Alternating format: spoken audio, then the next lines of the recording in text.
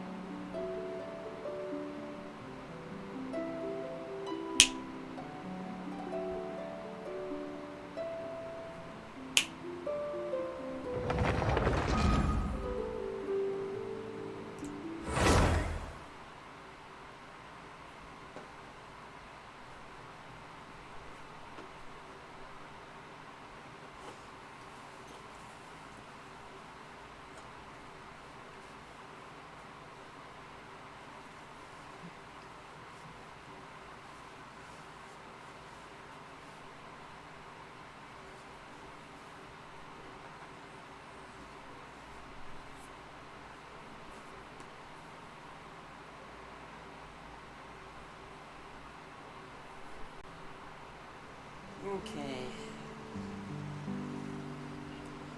About damn time.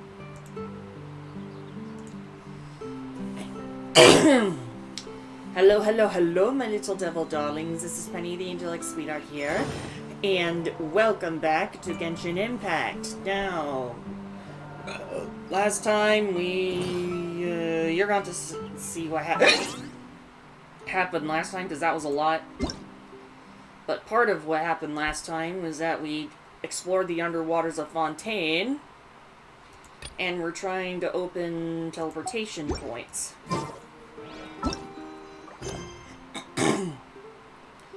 Singing Azuma again, huh? Okay, so we are gonna... Boats are made for transfer. We're gonna complete our daily commissions first, and then we'll fight some bosses so I can finish getting some stuff for Layla. Wandering email.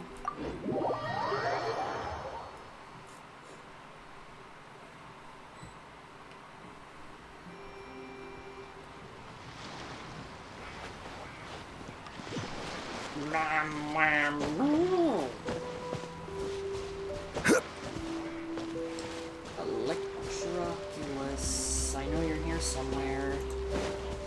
Why can't I figure out where you are? And how did you figure out I was here? Stabilize!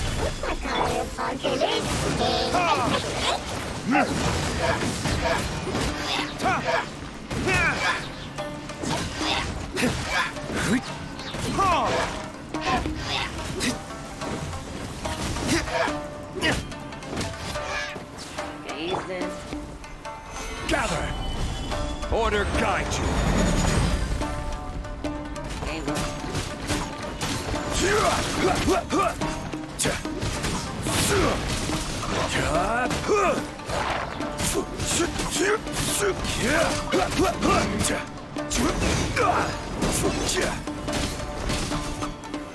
Solidify!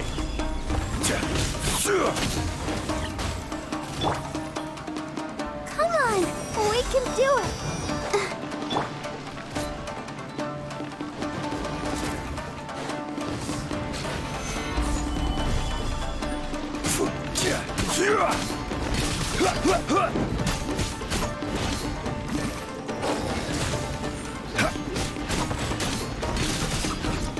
Stabilize!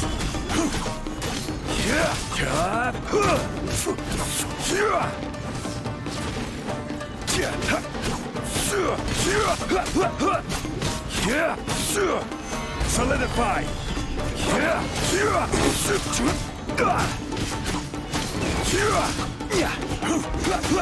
Okay, you stubborn fuck. I will have order. Oh, there's the Electroculus. It's up there, but I'll get it after I'm done here. Stabilize! This is a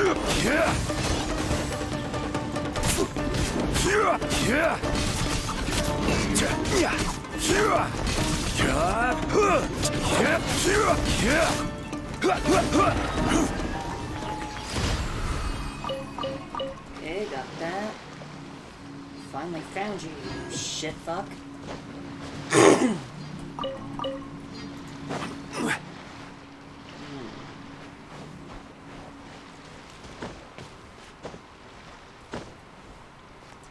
Me up here. Nice job, John Lee.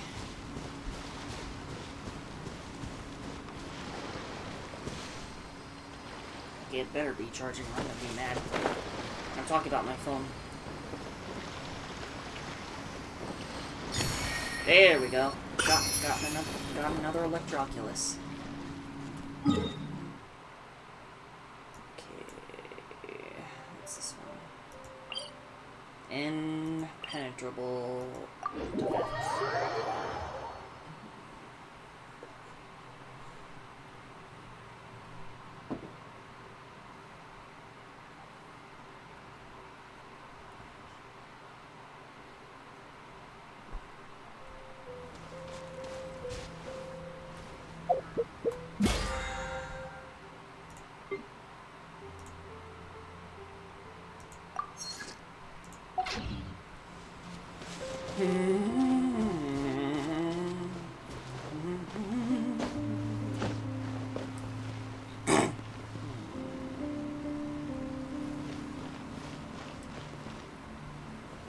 I don't care about this.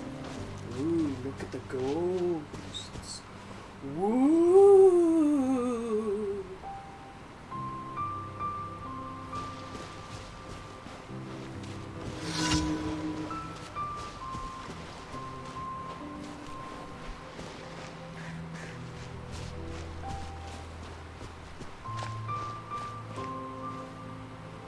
Okay, I think I should get rid of these things first, because I know they're gonna interfere.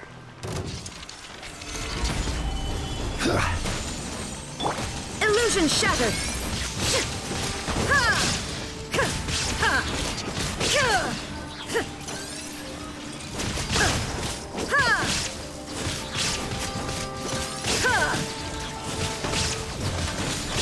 Torn to oblivion!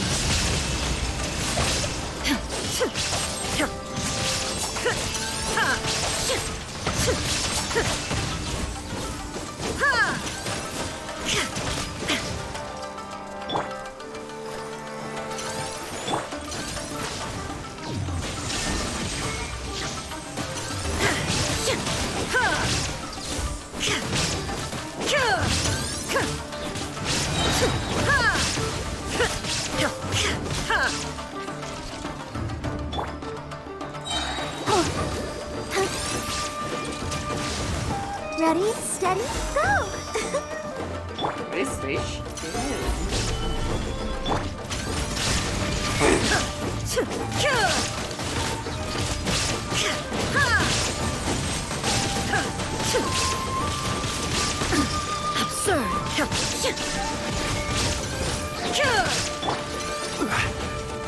Solidify! This is order!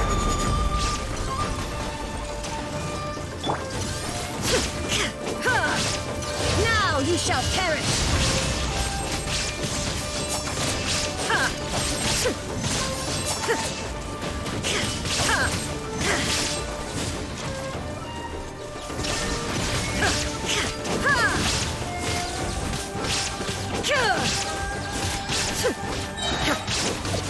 Torn to oblivion!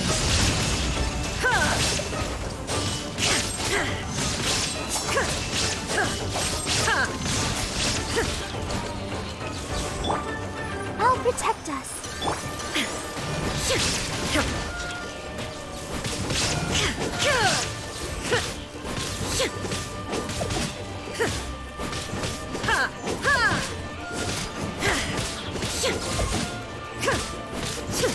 Shine down!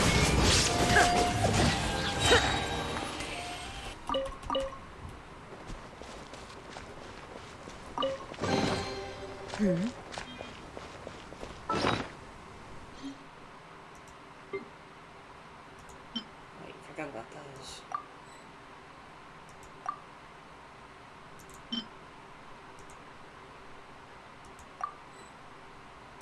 Okay.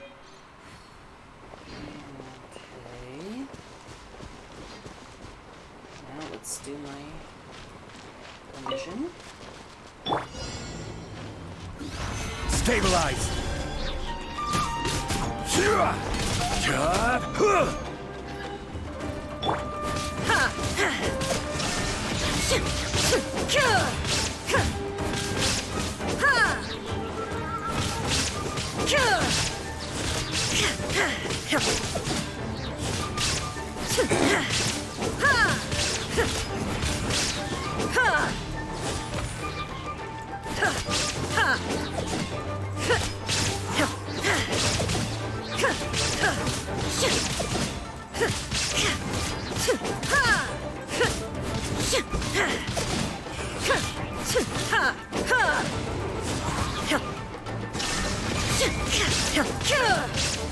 Inazuma shines eternal!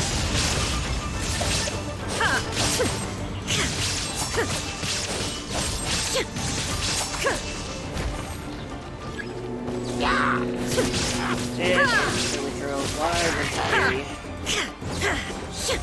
Not tried anymore.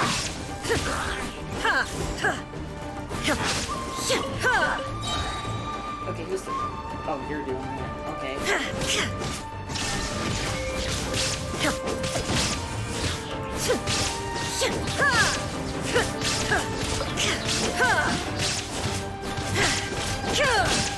There is no escape!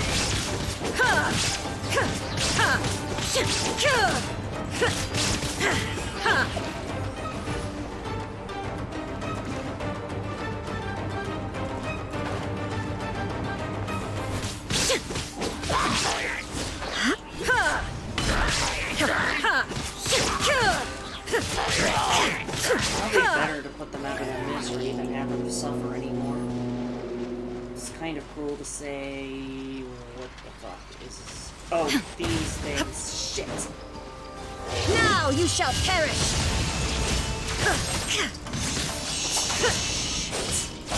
Oh shit, it's about to be destroyed. Oh no. Solidify. I will have order. Okay, that helps. You are not destroying that thing, you hear me? Gather.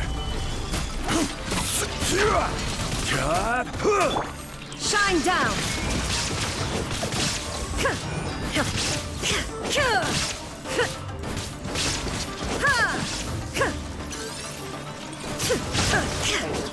Attention away from it. Illusion shattered!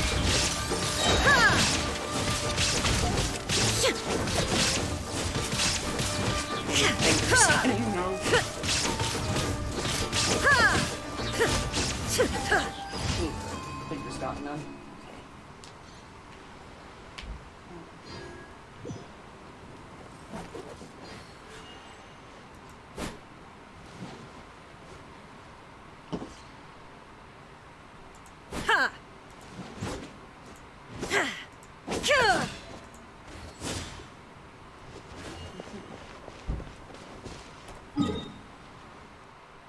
Where to now? Sarah Island, okay. And we gotta stop the dangerous hole. Awesome.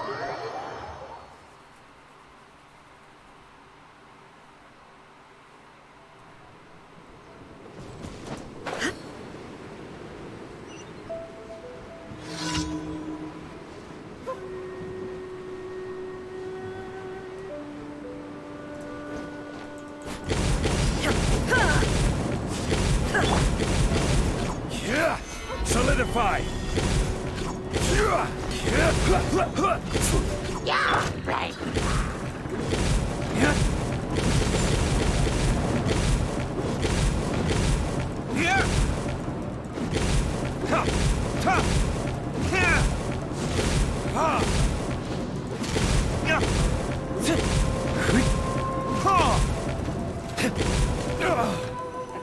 Okay, they managed to knock me off. I'm still coming after it. Gather.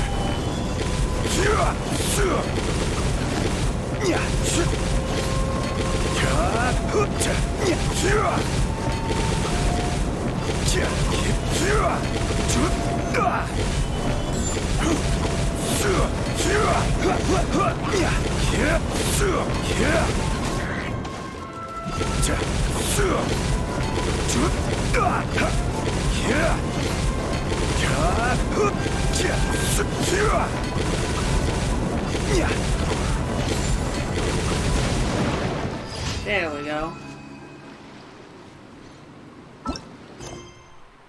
Oh, this one's not very easy. Oops. There we go.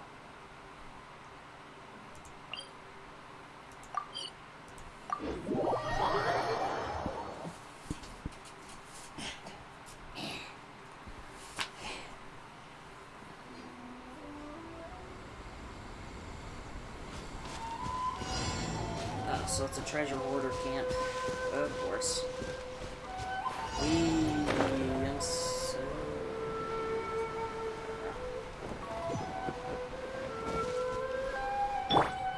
Let the show begin.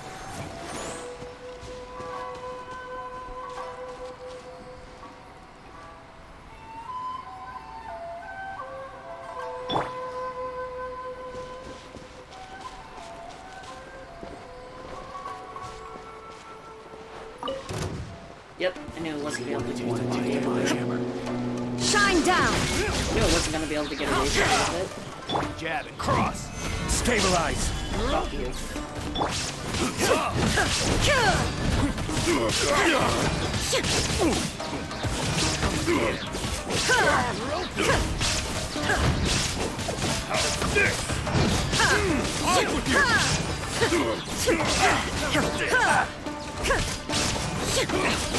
Jab and cross. You're open. You're open.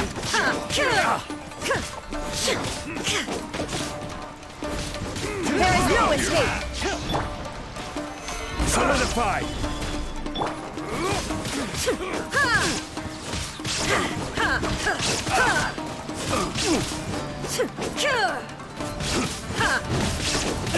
You're open. You're open.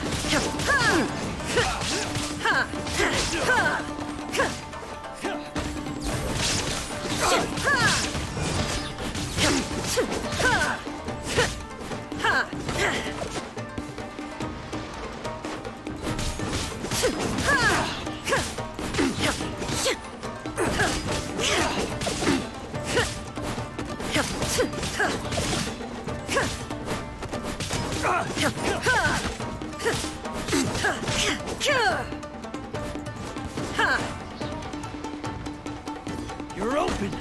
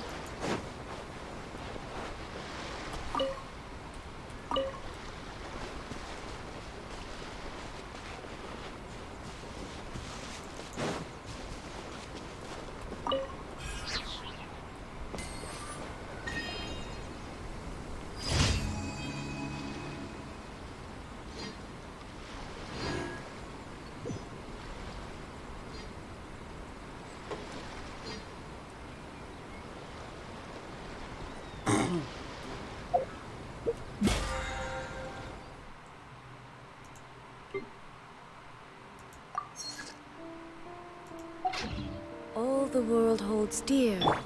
I'll protect us. In.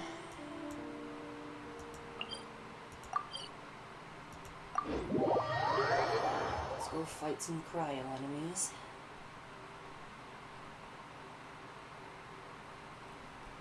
Well, a cryo boss.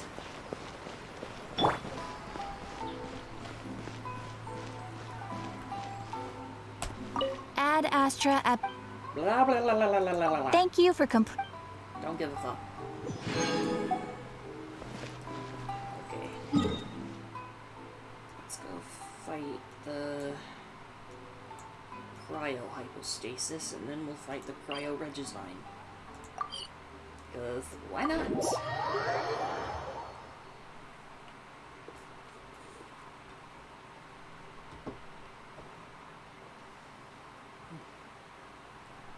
We should look for a place to take shelter. I'll be...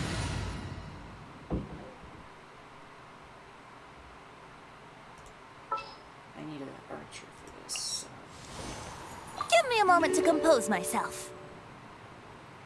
I can't believe they actually did this. This is so cool. Fine. But we don't want you This game catching has a come cold. such a long way.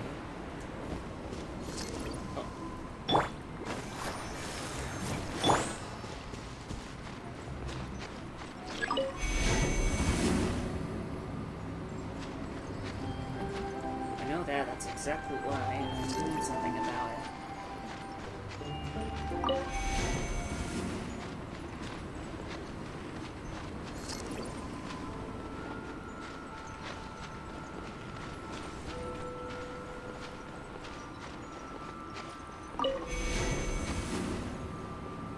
Alright, now. Let's begin this fight. Stabilize!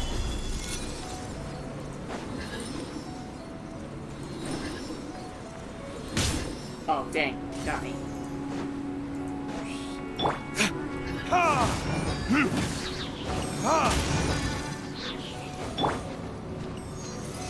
Gather!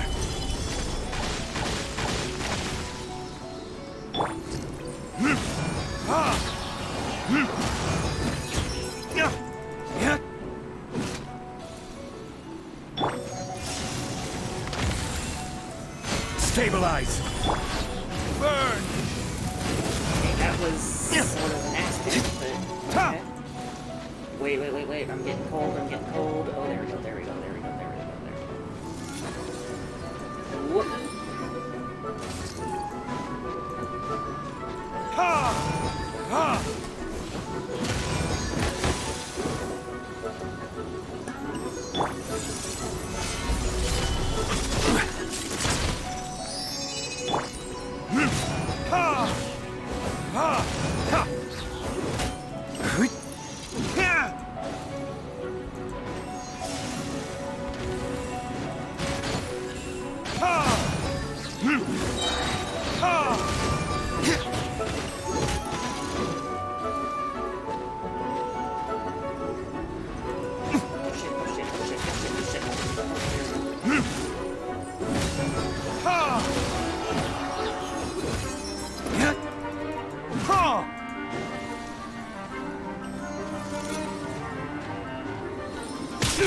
Ouch, damn it.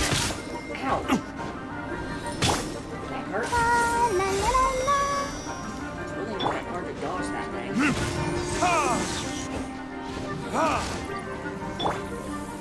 Gather!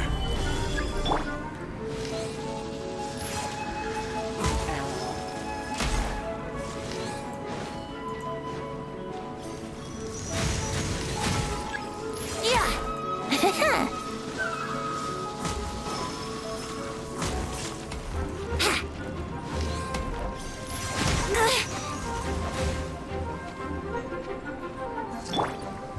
Verdict is...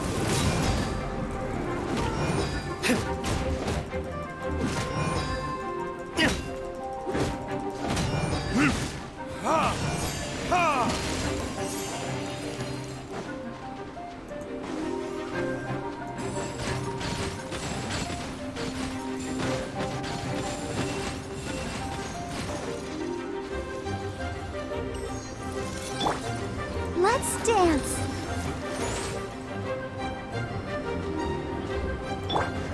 Here we go.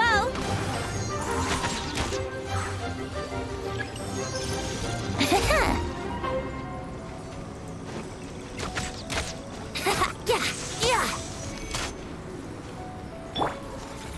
Solidify!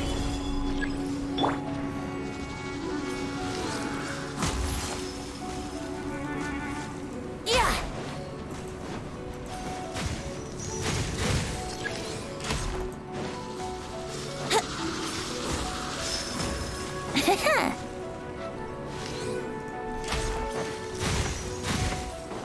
Ow, that hurts. Fucker. Stabilize!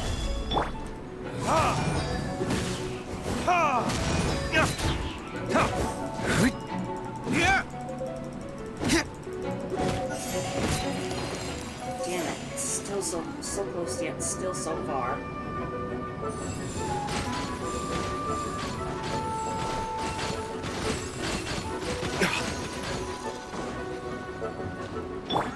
Let the show begin. Ow, ow.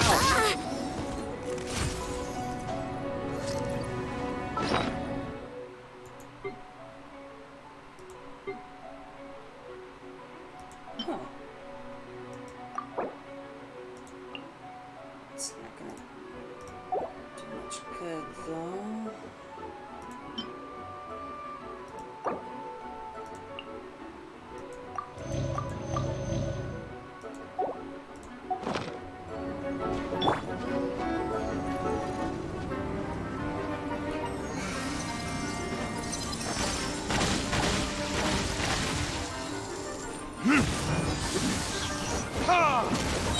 Here we go again. Solidify!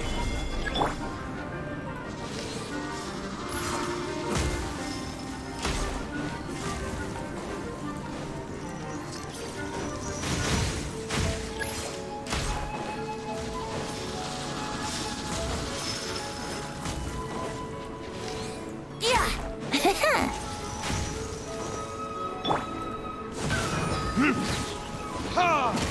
Burn! There we go, there we go, there we go. Hey, we're not fighting that thing again for a while. That was a big pain in the butt. And I need to warm up. It's very, very cold.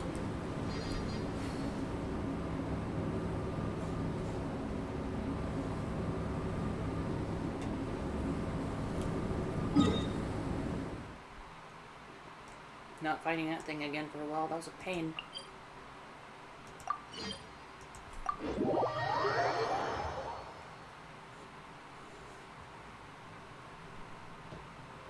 Listen, as long as you stick to your own path, it doesn't matter what Mother Nature throws at you.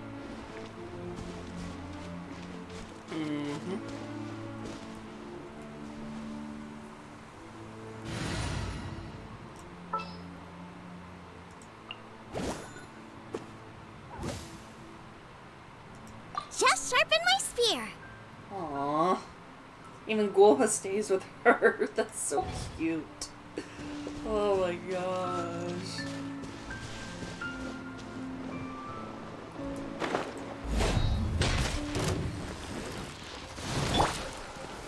Stabilize!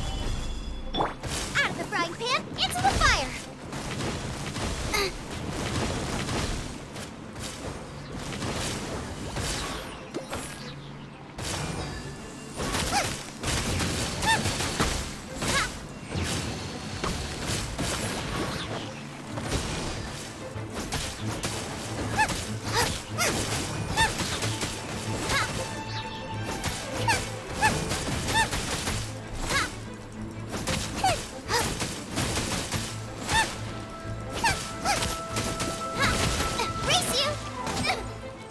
Still got her. We did it!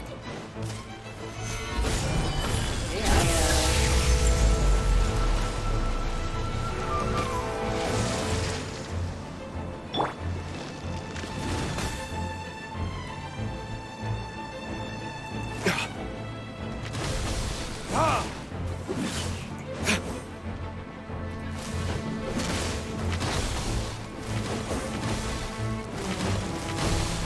Ha!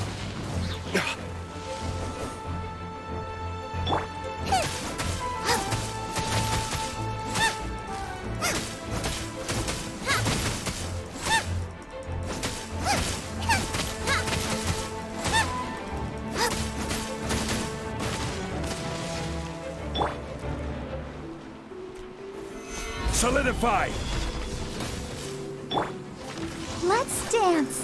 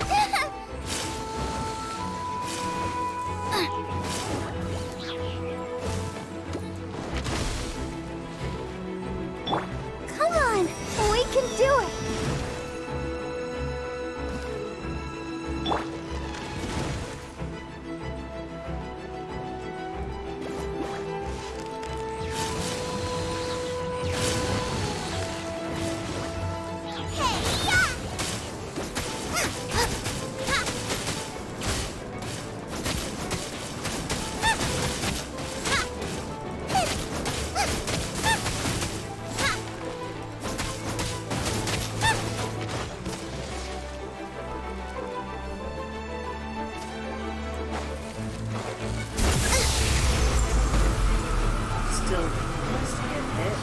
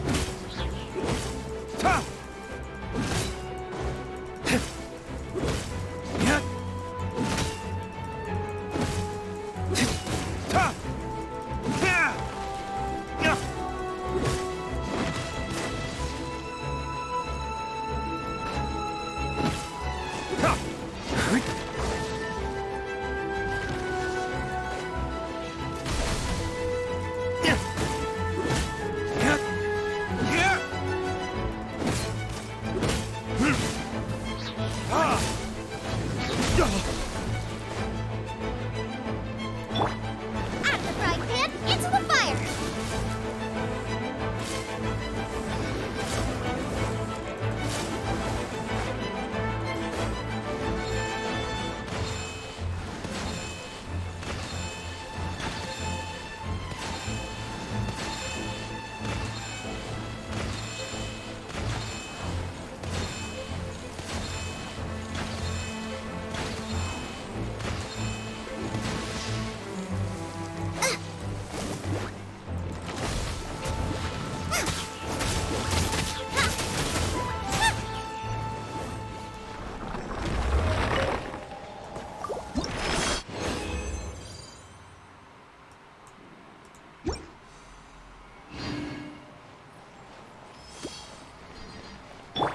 Let the show begin.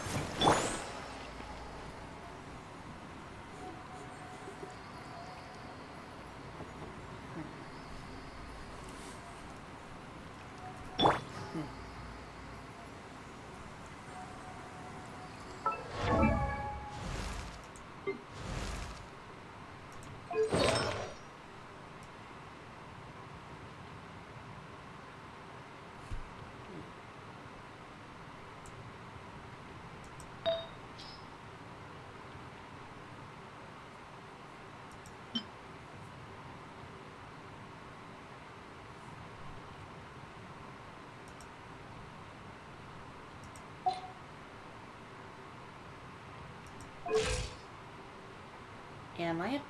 Yeah, she doesn't need any more.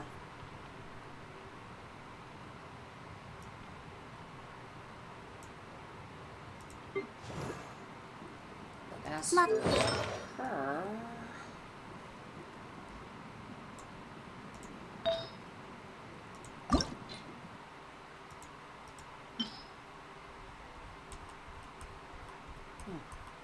Okay.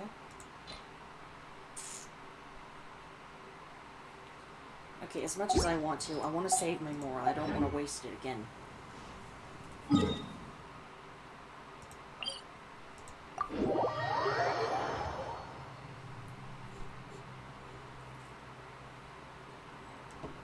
I still have a lot to do at the guild. How about you take a rest while I go back?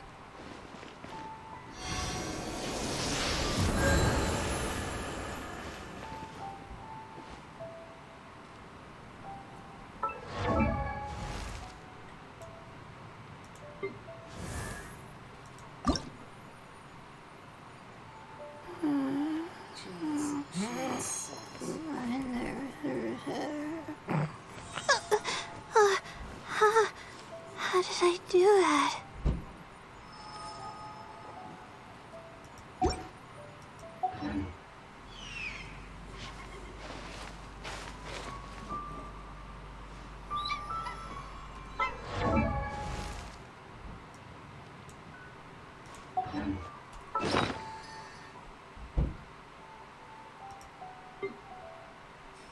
Felix has a soft side. That's what I love about him.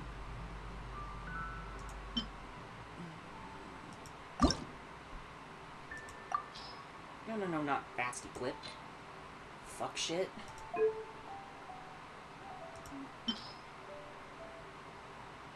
Okay.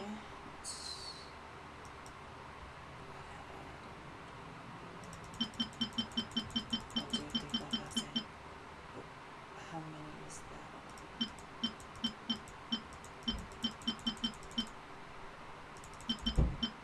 Okay, that's enough.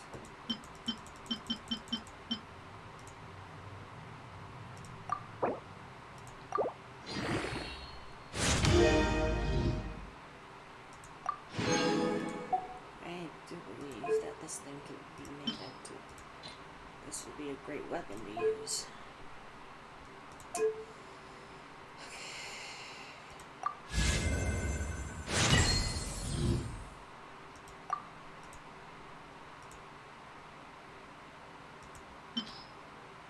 Ew. Damn! What the...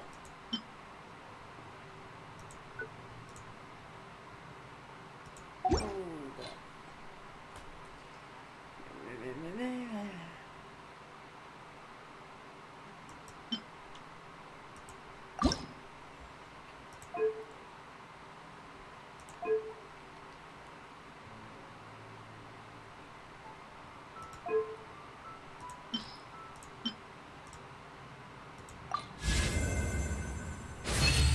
Okay, it's been refined to rank 2, and that, I think that's going to be a... I think that'll be a great weapon for Bennett to use.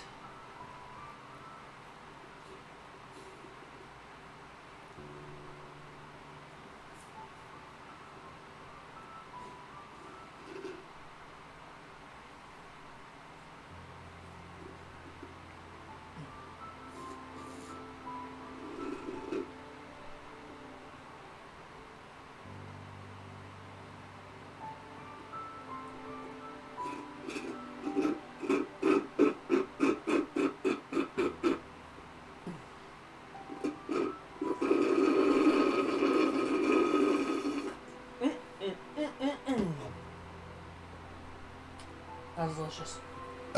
Excuse me.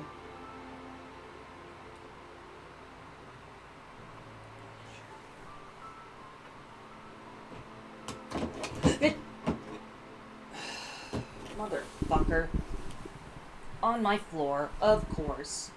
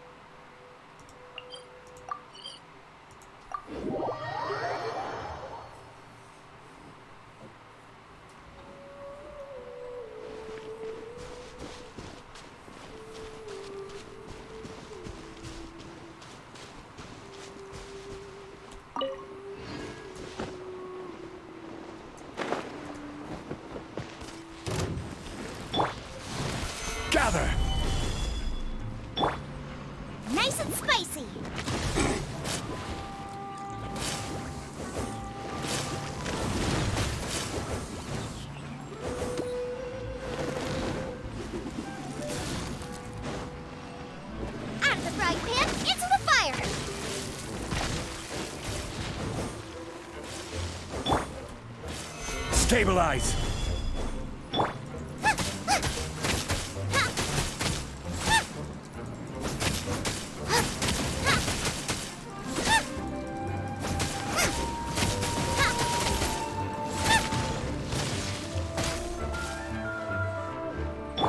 I'll protect us. Go, Barbara, go!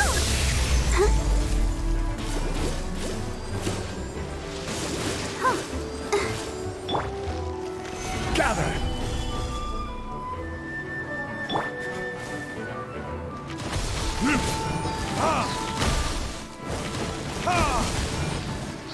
Gotcha.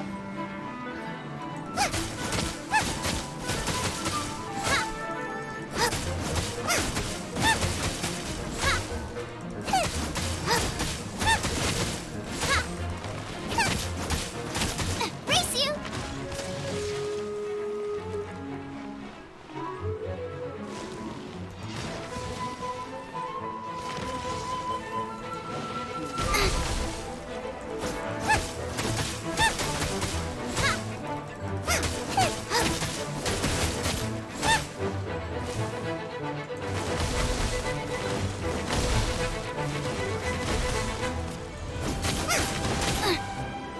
Boba, get them!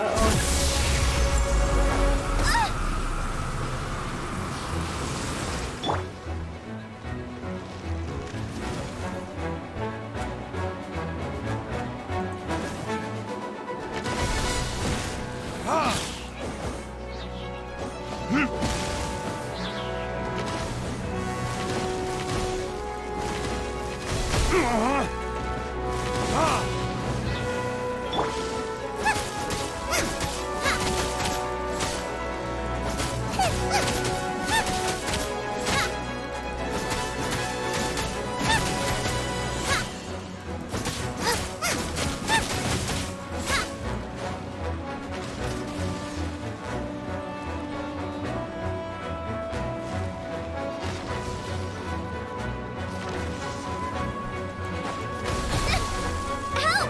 My dinner is attacking me!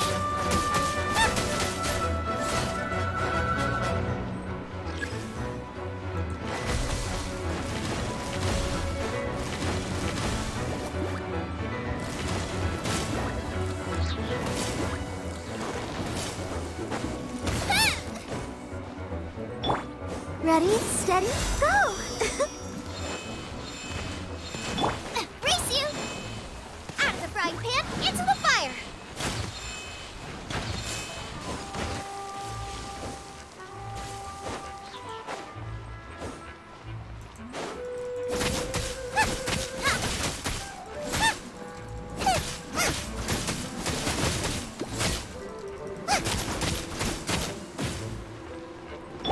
Let's dance!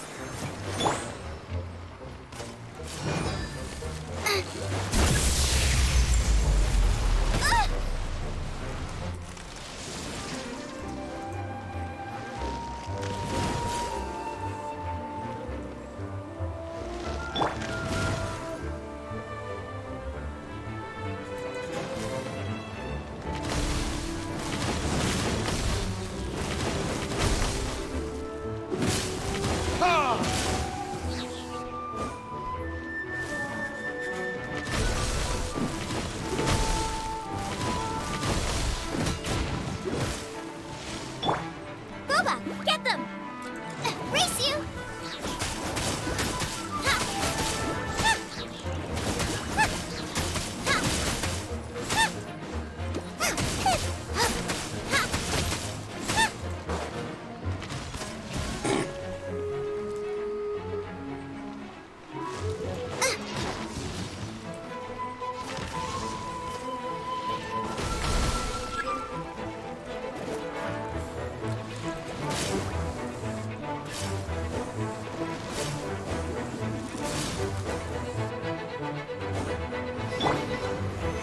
Solidify! Nice and spicy.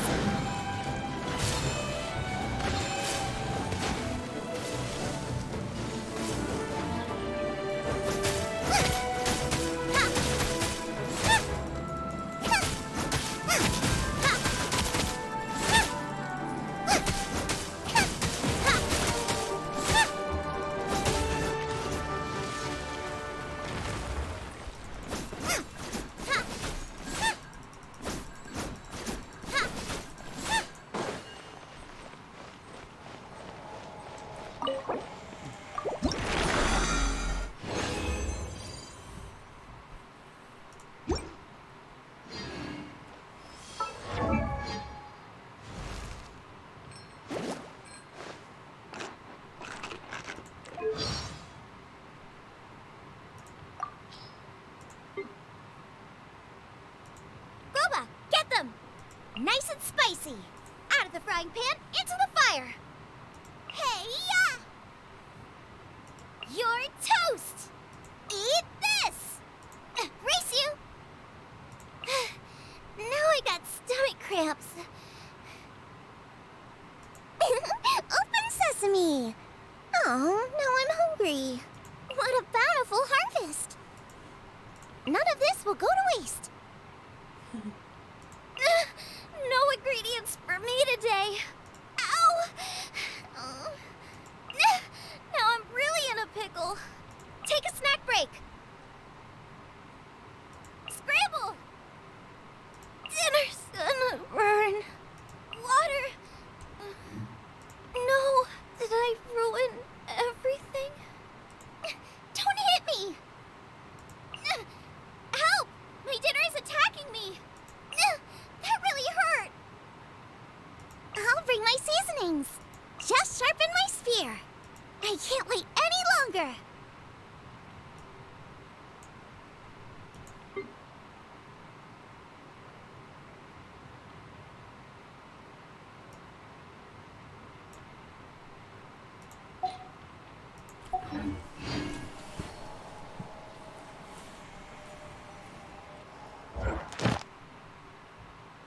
Oops.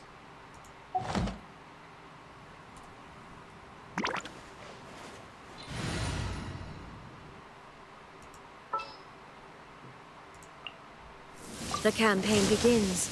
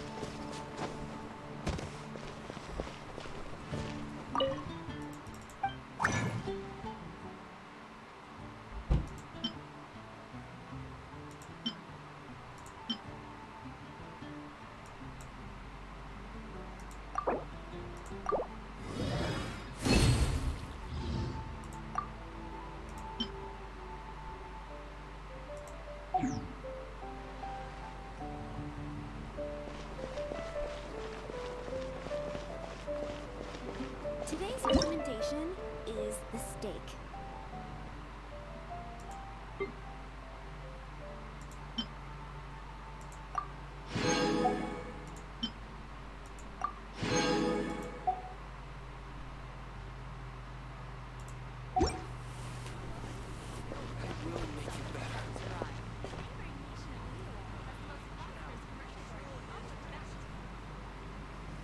Okay.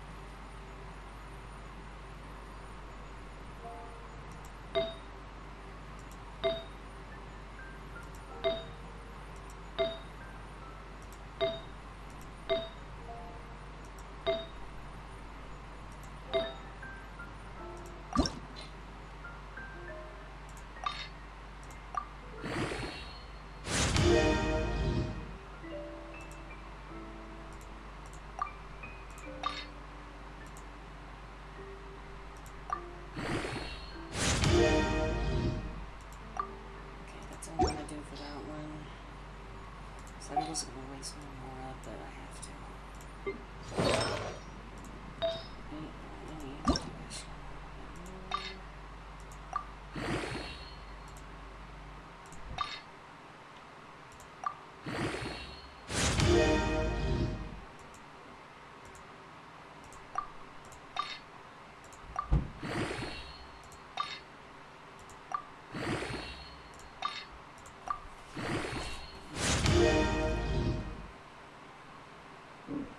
Oh. Ooh, that hurts.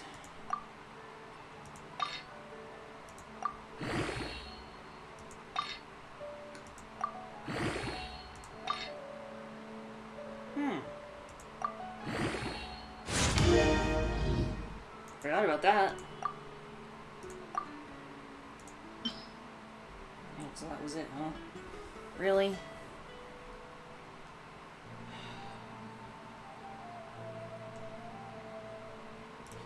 Whatever. Finish this off later.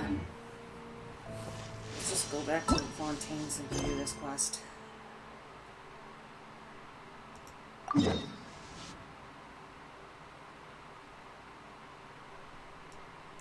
Still got a lot of teleportation shit to unlock.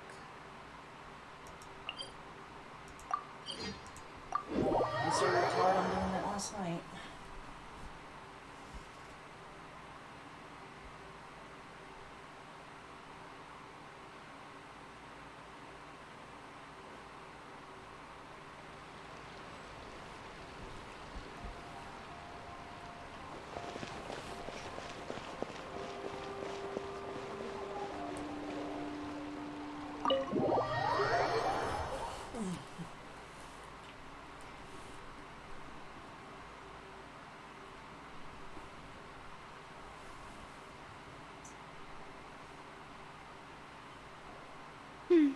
I came here several times with my father when I was little, but stopped eating here as often after growing up. I hope the food here will be to your taste. Oh, don't worry. We haven't eaten at a hotel like this in a while. Paimon's getting excited already. Oh, in that case, I'll go order for us first. Please wait here a moment.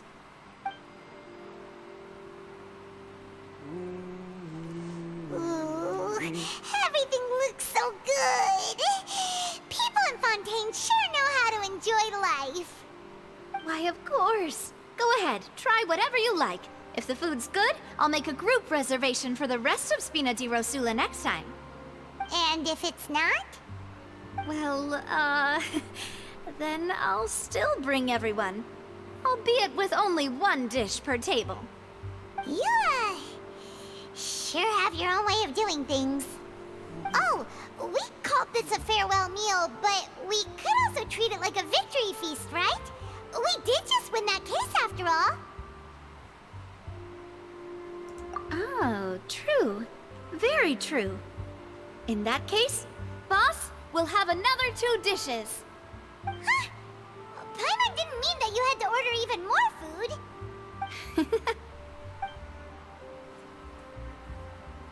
Speaking of cases, do you think that the mastermind behind the serial disappearances will get caught soon now that this has all happened? Well, we've certainly taken a big step forward, but I feel that's about it. We know that there's an organization that means to dissolve these young women, but we still don't know what they are really after. If it hadn't happened right in front of us, Paimon wouldn't have ever believed that a person could be dissolved like that. Right? Yet it was because this was such a preposterous notion that the investigation could never really move forward before. Ugh. If only that guy could have finished speaking! We were so close to hearing who was behind it. In such investigations, even the smallest step can seem like a yawning chasm if the trail of clues is cut off.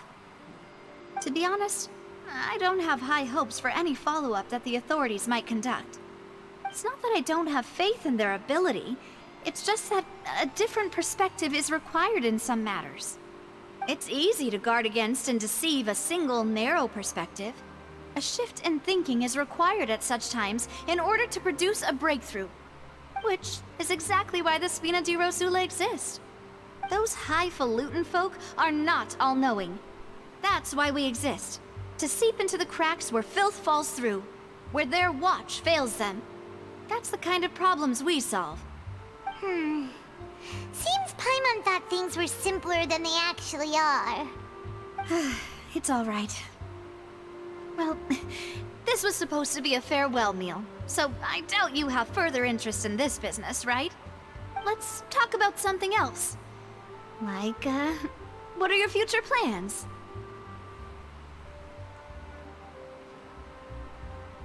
That's true. We didn't have a chance to speak to her after the trial ended. It didn't really seem like the right time or place to do it anyway. I see. So, your primary objective, which has been foiled so far, was to have a chat with the Hydro Archon. I've heard that there's a long line of people waiting to meet Lady Farina. I suspect you'll be waiting for quite a while, considering that you missed your chance today. Yeah, we've heard that she's super popular here in Fontaine, and that it'll be tough getting any of her time. Well, would you consider some more, unique ways? Perhaps even methods of, let's say, questionable legality? Guess that's Spina di Rosula's boss for you. Chock full of sketchy ideas. Well, what did you have in mind? Well, one way would be to infiltrate a performance troupe at the Opera House, only to abandon your act at the play's climax and ask to speak to her after the performance. I'm sure Lady Farina would be eager to see the ending, and would agree in order to finish watching the play, don't you think? Could you suggest something a little more practical? This plan seems pretty hard to pull off. We'd have to go learn how to act, and acting's really hard. All right, here's another. Find a way to conceal yourselves under her bed. Then wake her up in the dead of night and demand answers. Don't let her go back to sleep until she answers all your questions. I can personally testify that this one works. When I'm sleepy, I'll do anything as long as I can finally get some sleep. That might work, but that's not really the problem. The problem is we don't want to get ourselves arrested. Ah, valid point. I overlooked that part. I was just thinking about leveraging a person's desire for sleep.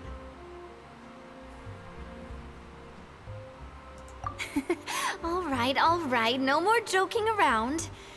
Perhaps you could... Oh, I don't know. Cut the line when she's on a break. You did defeat her in court, clearing citizens of hers from false accusations. False accusations she had nearly upheld personally. I imagine that she feels quite ashamed about the whole thing. You mean that if we catch her while she's on a break, she might be too embarrassed to refuse? Oh, that does make some sense. Why don't we give it a try after this meal? You know, strike while the iron is hot and all. Huh? Paimon, did you drink my Fanta? Was this your drink?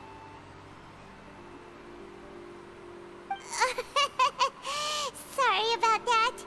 Paimon wasn't really paying attention and the cup was right next to Paimon. Would you like to order another? No, it's fine. We're just about done here. Alright. Honestly, Paimon wouldn't recommend Fanta anyway. It tastes kind of salty and icky. Is that so? Huh. Well, in that case, we'll have to blacklist the Fanta here then. If we're all finished eating, then I'll go pay. Yeah, we're stuffed. Thanks for the treat, Navia.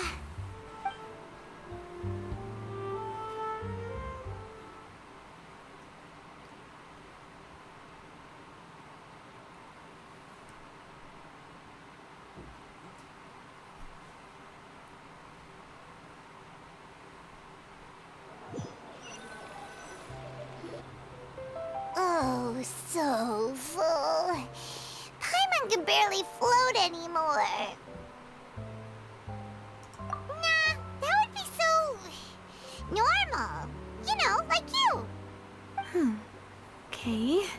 As for expenses this month, we're left with... Huh. Hey, Navia! What are you doing over there? Oh, nothing. It was just a meal, you know? Nothing the Spina di Rosula can't cover.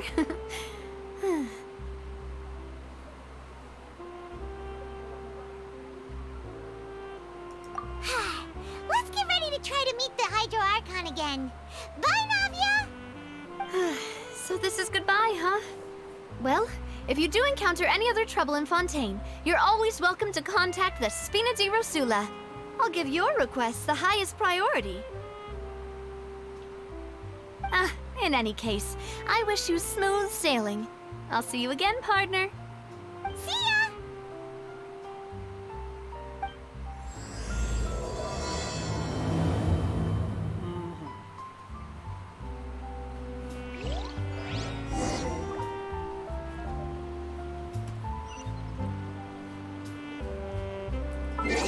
Okay, I gotta go to the bathroom real quick.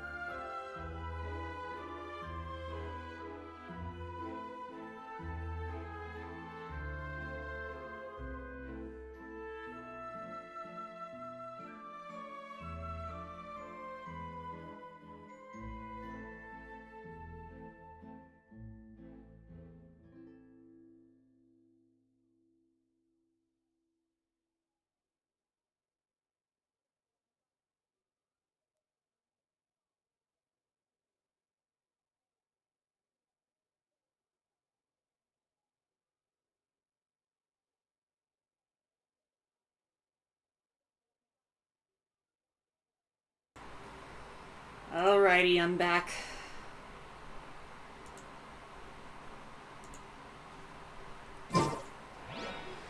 The world remains constant over the centuries, but human life is like the dew at dawn, or a bubble rising through water. Transitory.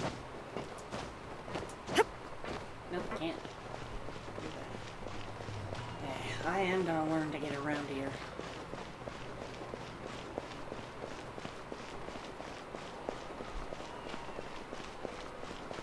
Because there has to be, like, more simpler ways of getting around than climbing over shit. I gotta learn that.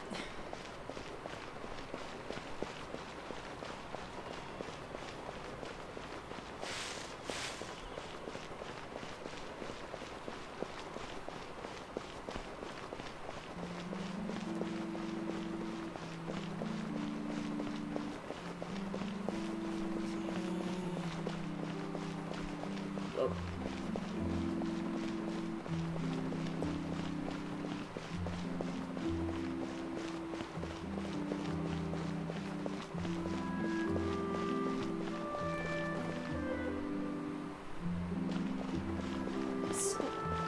No, it's not England.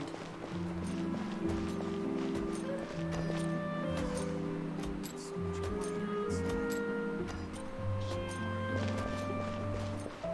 gotta be another way to get up there. Besides just climbing. Because I don't want to climb. Okay, where is it? Right. Okay.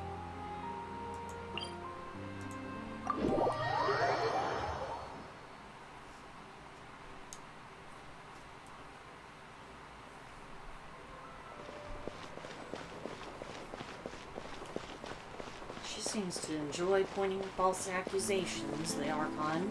Who does that to their own people? I don't have time to do that right now. I'm trying to do a quest. There aren't many people around anymore. Looks like that boat we took to Araneas might have been the last one. Vache. Looks like we're back here again. Huh? Traveler? Are you hearing voices again? Ugh. That's kinda spooky. Are you sure we don't want to come back in the morning? Vache. Vache. What the hell is going on? Hey! Why are you still walking towards it? There might be something nasty in the water! Huh? Hang on. Paimon can kinda hear a voice. It's calling for Vache, right? Hey, Traveler!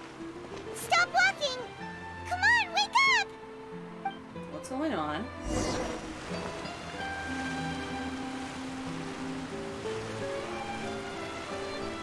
Oceanid?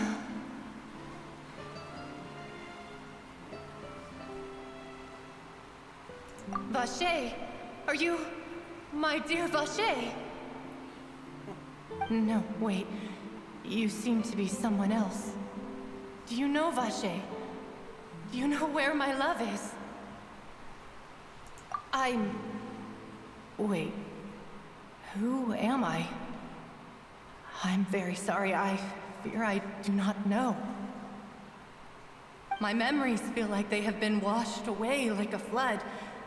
So many fragments dissolved amidst the tide, never to be recovered. How much have I lost? How many things that I once held dear while on land have I since forgotten? Yes, that is what I was once. But now, I am but the consciousness of one who is lost, therefore. I do not know how I came to be like this either. I only vaguely remember being covered in light blue water, and then all grew dim. I also remember going to many places. I loved adventure, loved exploring places of peril. No matter where I went, Vache would go with me. I knew how dearly he loved me. And I also loved him equally as much. But now, we can no longer go back. The pain of such parting, I never knew how heavy it could be. No, our reunion no longer has any meaning. There is no way for us to create any new memories. The thought of me gives him no succor, so let it lie forgotten beneath the waters. If you meet Vache, tell him not to look for me. Tell him to move on. That is the only thing I still remember. Perhaps that is so, as I was submerged in the waters, losing consciousness. I saw Vache above the surface. His eyes were filled with such sorrow, such longing. If only I could have comforted him, told him that I did not suffer. Indeed, I had felt a great warmth. Is that what you call it? Dissolving? If anything, I consider it a form of release. It was a state of neither fear nor frenzy, with only an endless peace, like the water's still surface.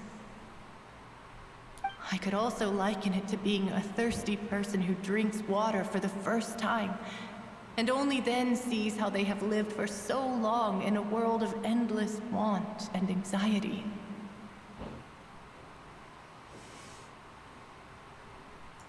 I think I hear your companion. It's time for you to go, I think. Farewell, then. I am glad that you were able to sense my presence.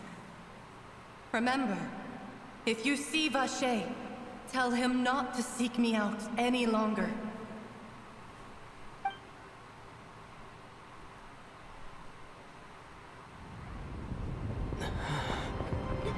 Wake up! Come on, hurry! Navi is outnumbered! What the fuck is going on?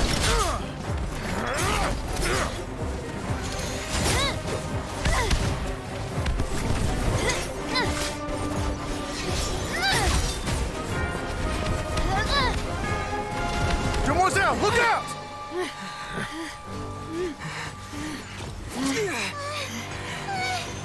Dear God, it's a whole army of Gardamex. Why are they turning? It's her! Clorand?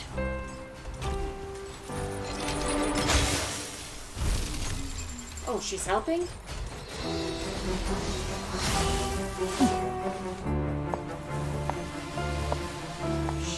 She kind of moves like the Shogun. Quick, now's our chance!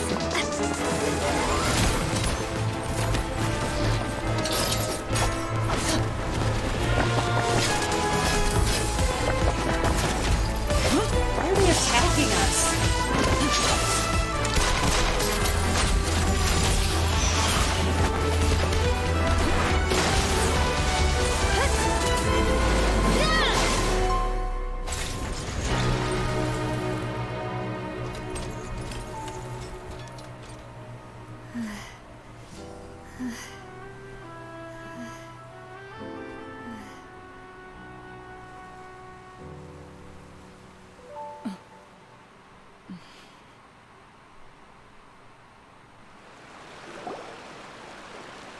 I should thank you for lending us your sword there, Clorand.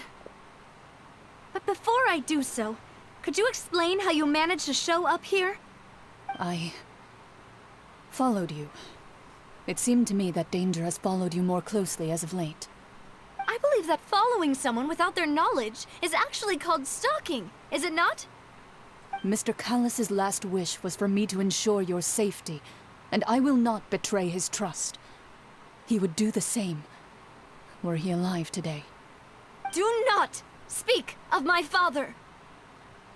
Sorry, Demoiselle. I was not strong enough. Thank you for your aid, Miss Clorand, but do keep an eye out for your manner of speech. I believe we all wish to avoid unnecessary emotional harm. Sorry, I did not consider your feelings. Whatever. What else do you know? How did you come to the conclusion that I'd be in grave danger? I doubt I know much more than you, but I believe that the mastermind behind the serial disappearances is very powerful. Your performance tonight will almost certainly attract their attention. I'm sure they've known about me. To be honest, I'm shocked it's taken them this long to act against me. And what about these Gardamex? I thought only those associated with the Maison Gardiennage could control them. None of these mecha have serial numbers. I was sure to check a moment ago. They are not the ones used by the authorities to enforce the law. I can only conclude that some powerful or wealthy party must have obtained them via illegal means, deploying them as a private force of sorts. What? Your point being that they're out of Spina di Rosula's league, then? Yes. Be careful, and do not act rashly. I will continue investigating no matter what. We will bring the truth to light. That's my father's true last wish. Regardless, thank you for your help today, Clarant. But if you get any ideas, tell me first. I don't much appreciate being followed. I do not think that they'll strike again anytime soon. So I shall stop following you. Good day, all.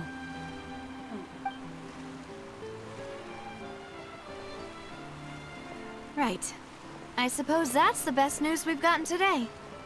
Demoiselle, I believe that Miss Clorand was being sincere with you. If we tried, we could attempt to thaw relations a little.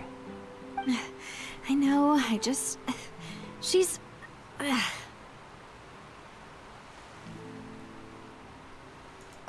thank goodness! Paimon thought we were done for!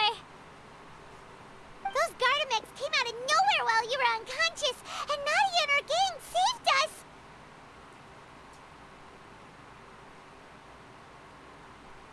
Oh, and there was that champion duelist named Clorand who came out to save us too! We got lucky there. Paimon probably couldn't have fought them off otherwise. Oh, come now. Forget all that polite talk. That wasn't really a farewell meal we had back there. Not for me, anyway. In truth, I hope that every meal we have together shall be a victory feast. As such, we're still partners. There's no need to thank me. It will take 50 years for me to match Demoiselle's magnanimity. If it were me, I would have joined the Spina di Rosula on account of her goodwill long ago. All right, you two. That's enough.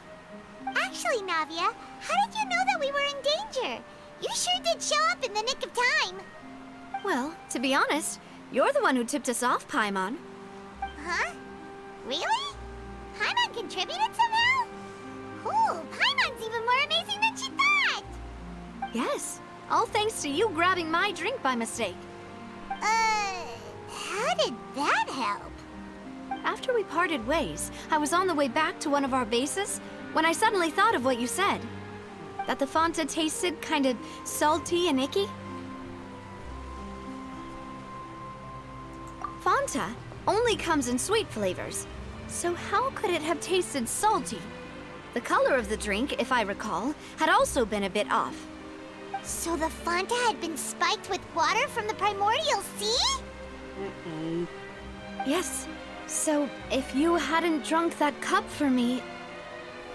Spina di Rosula is preparing the grandest of awards for you as we speak for saving the boss. Huh? Really?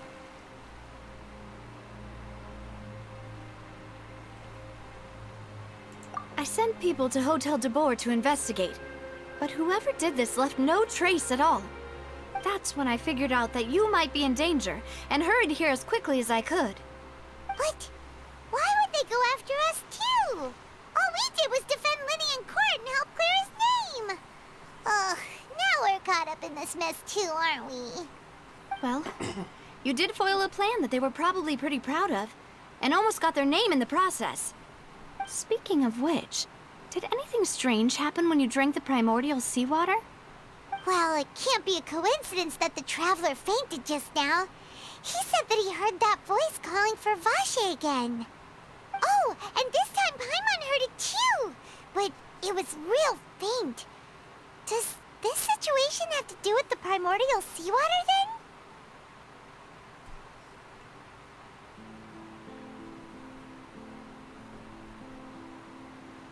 Does that mean the primordial seawater raises someone's sensitivity to hydro when it's used on people who are not from Fontaine?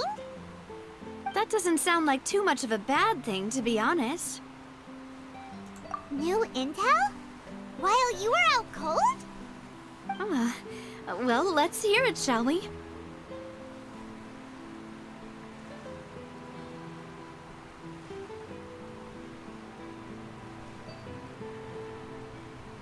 Oh, that is important. Vache. That name doesn't ring a bell. I suppose he hasn't stepped forward as a witness in court lately. Since he saw that young woman dissolve, he was at least at the crime scene. But he never gave testimony or any information regarding people dissolving in the primordial seawater. Could he have been threatened? Yes, thank you. This is very important information indeed. We will continue to investigate. Oh, you mean you'll help us investigate? Well, you did say that our farewell meal didn't really count. That means we're still partners, right? And besides, we're in this now whether we like it or not. You're not gonna let those people who targeted us get off the hook so easily, are you, Traveler? Demoiselle, do try not to look quite so pleased. You are the face of Spina di Rosula, after all. You talk too much.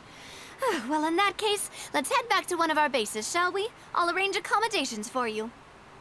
We also have some plans to go over, and hopefully we can deepen our bonds as partners. But we'll take that one step at a time, I guess.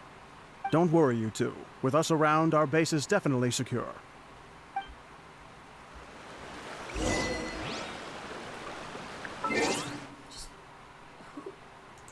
I have suspicions of who would have those robots come after us, but I'm not gonna say anything because I don't know for sure.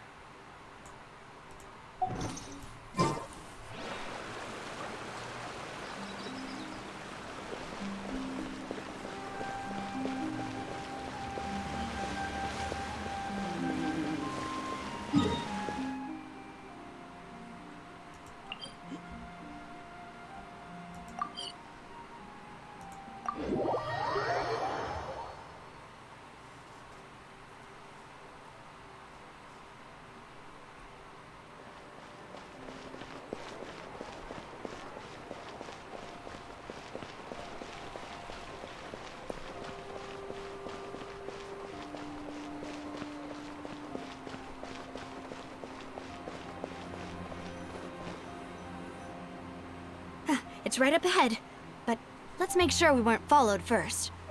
I've been keeping watch, Demoiselle. I haven't spotted anyone suspicious thus far. Very good. But let's not let our guard down for now. I shall find rooms for our respected guests. Thank you, Malus. Now, let's continue, Traveler.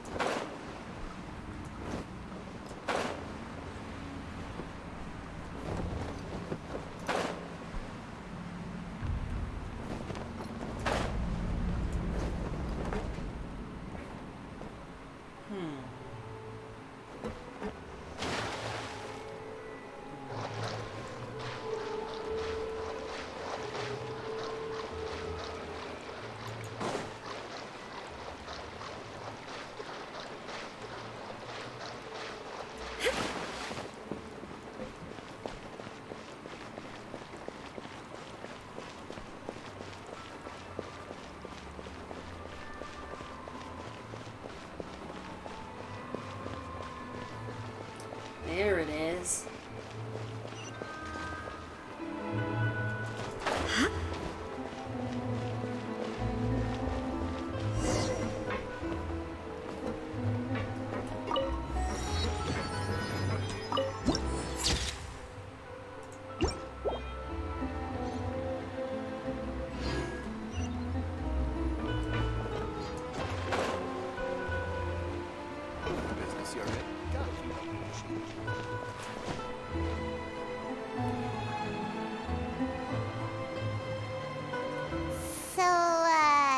This is your base? It's not quite what Paimon imagined. Your accommodations have been arranged. Under the present circumstances, I can confidently say it's the best we have. Just say thank you. Well, our funds have been a little tight lately. After all, we don't allow illegal or unethical profiteering. In fact, our funds often come from citizenry who support us. Seems like it's tough times for everyone. But if you have the support of the people, that does sound like it's worth it. To be honest, our financial situation was a lot better back when my father was in charge a few years ago. I'm afraid I'm not quite his equal. Your father... he was the previous boss of Spina di Rosula, right? How did he... Demoiselle, if you'll allow me to explain. No. I'll explain it myself. I suppose I couldn't run from this topic forever. And as partners, this is something I hope they can understand. My father's name is Callus. Yes, the same one they call Callus the Unfaithful in the streets.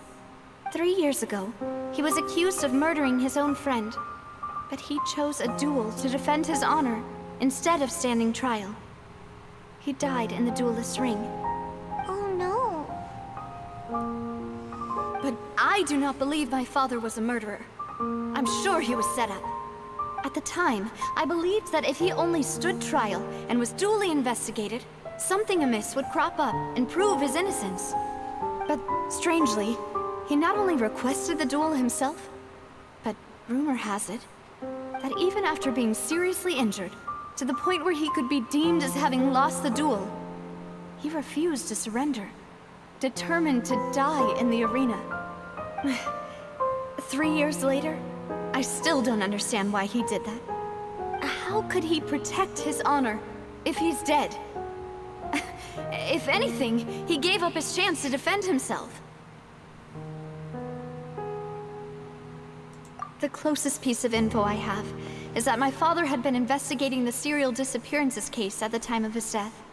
Ah, so that's why you're so determined to get to the bottom of that case. That's right. I've also tried to investigate the murder my father was implicated in, but I haven't found a single new clue in my countless reviews of the investigation records.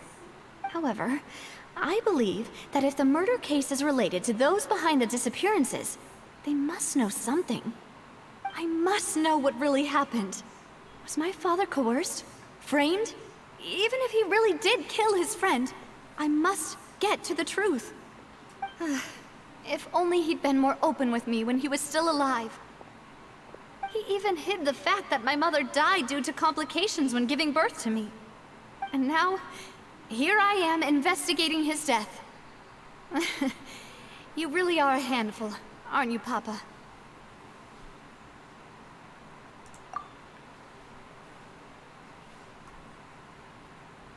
Demoiselle, please, if there is anything I can do, anything at all. I also will never believe that Master Callus murdered anyone. There are none whom I respect more than the two of you, Demoiselle.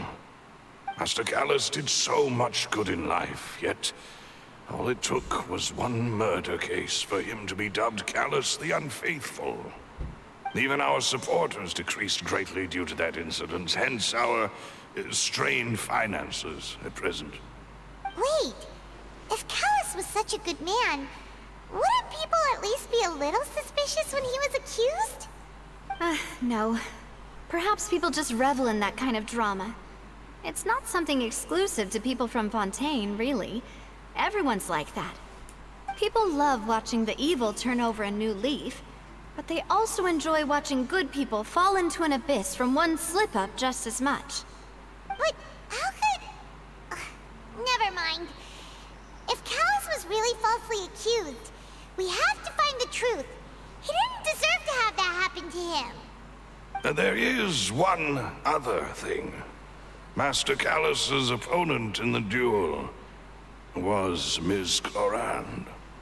Oh, her? Well, then, isn't that as good as saying that she was the one who killed him? Yeah, that's not the sort of thing that you can just let go and move on from. Ms. Clorand has always placed great emphasis on the honorable nature of the duel. If her opponent doesn't yield, she will not stop either. She knew Master Callus beforehand and greatly respected him, but seeing how he was resolute in the arena, there was only ever one choice she could have made.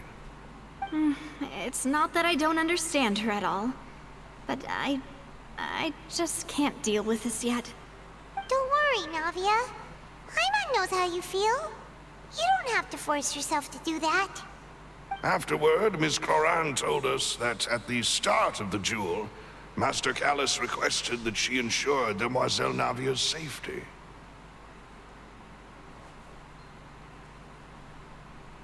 Yes, that is our understanding as well.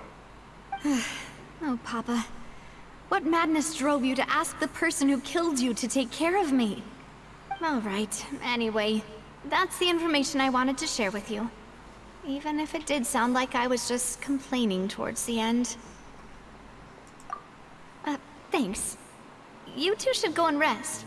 This was quite a day after all. Yeah, Paimon's beat. Please, relax and get some sleep. We will ensure you rest soundly.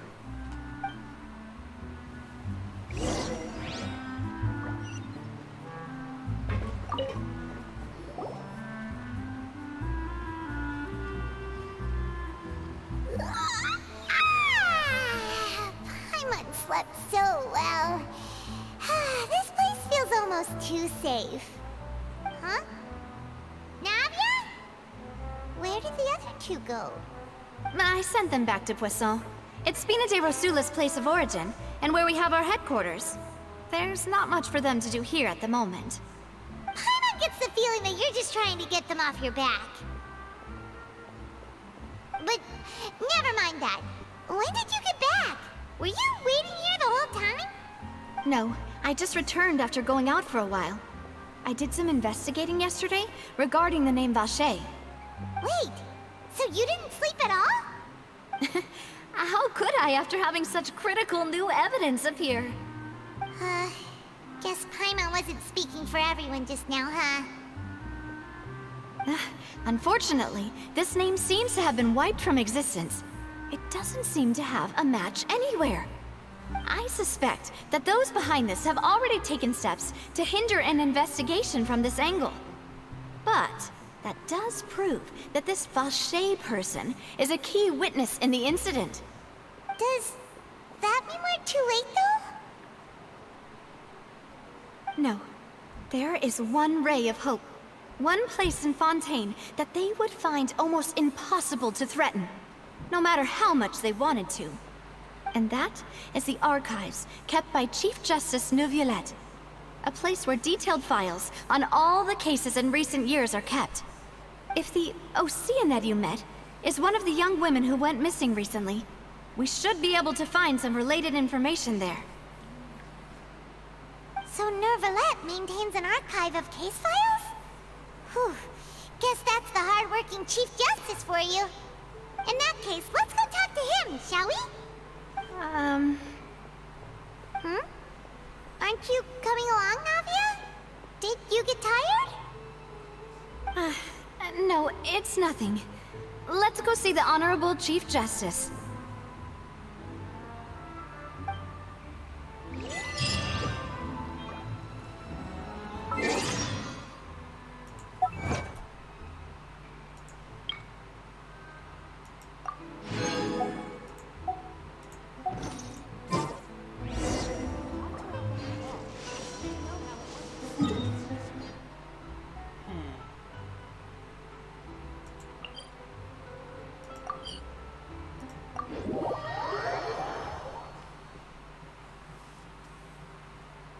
Palais is right up ahead. Come on. Palais.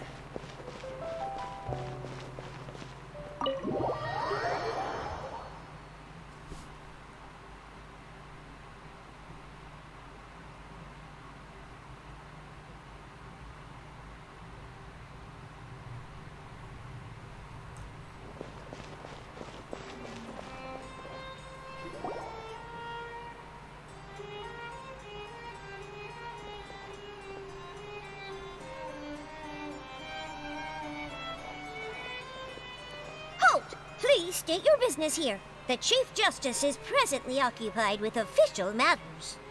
Huh. This place does look pretty heavily guarded. Guess that proves that Nervalet's files are really secure. Hey, don't you recognize us? Huh? Who are you? Just to be clear, I don't care who you are or who you might be related to. Our rules make no exceptions. See? They've got great discipline, too. Yep. Paimon can tell. If you're here just to crack jokes, I can point you towards the exit. Unlike some, we're busy, so please leave if you don't have a reason to be here. No. What I meant to say is, shouldn't you remember us from a few days ago? We were at the trial of the great magician Linny. Oh, yes, I remember. I read about it in the Steambird. You must be Linny's attorneys. It's all coming back to me now. We're here today to report and archive some information on a follow-up case. Huh. Is that even a thing? Of course. Don't worry. We're here on official business. You can trust us. All right then, I'll let you through. The Chief Justice is just inside. Thanks so much.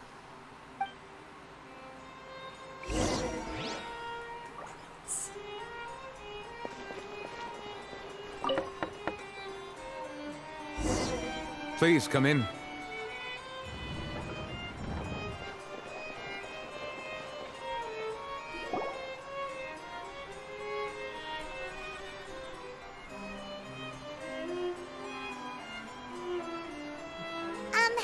Sorry to barge in, Monsieur Nervalet. We only lied to get in because we didn't know any other way. It's all right. Please let me know how I may be of assistance to you. So you're not mad at us? We're looking for a man called Vacher. He may have been an eyewitness in the serial disappearances case. If we can find him, we may be able to unearth some key information on the case. Ah, I see. In that case, please wait here a moment while I browse through the files.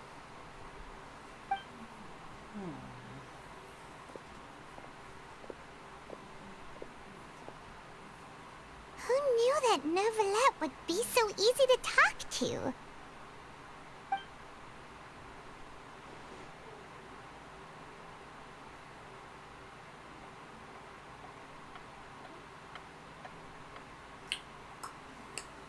Unfortunately, I'm quite certain that no one by the name of Vacher has been involved in any case, criminal or civil, in the past several years. There are no records of him either in the files or in my memory. Traveler, what if it was really just a dream? Is that so? All right then. Thank you so much, Monsieur Neuvillette. We'll take our leave now.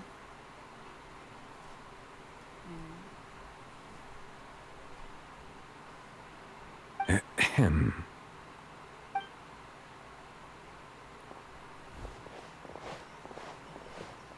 Miss Navia, I can understand how you feel. Your father, Callus, was a truly exceptional man. We deeply regret his passing.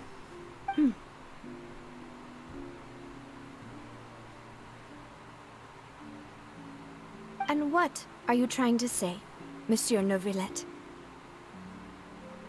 Are you trying to console me? Extend your sympathy? Or just express some tendril of regret?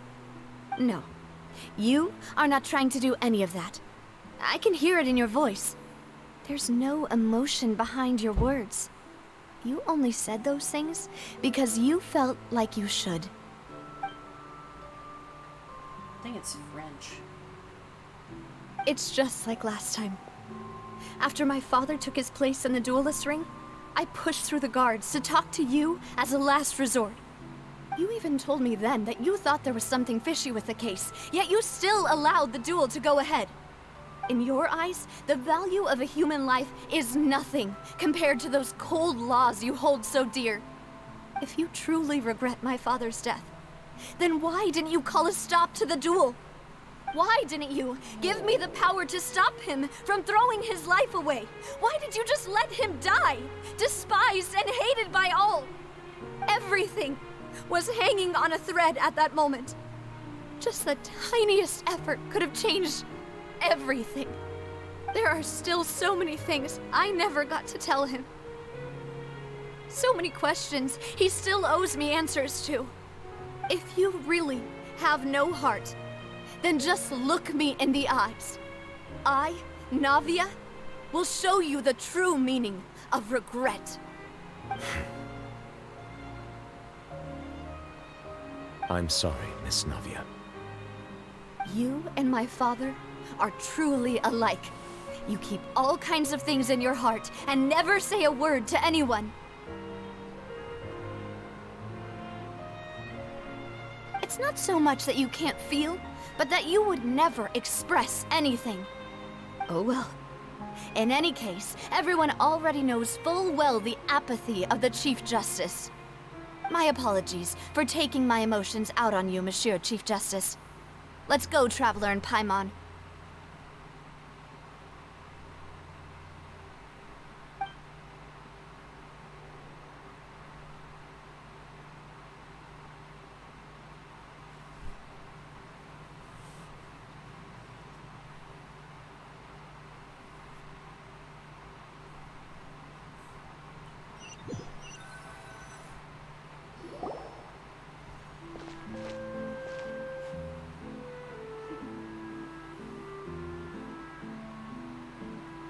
Navia, are you okay?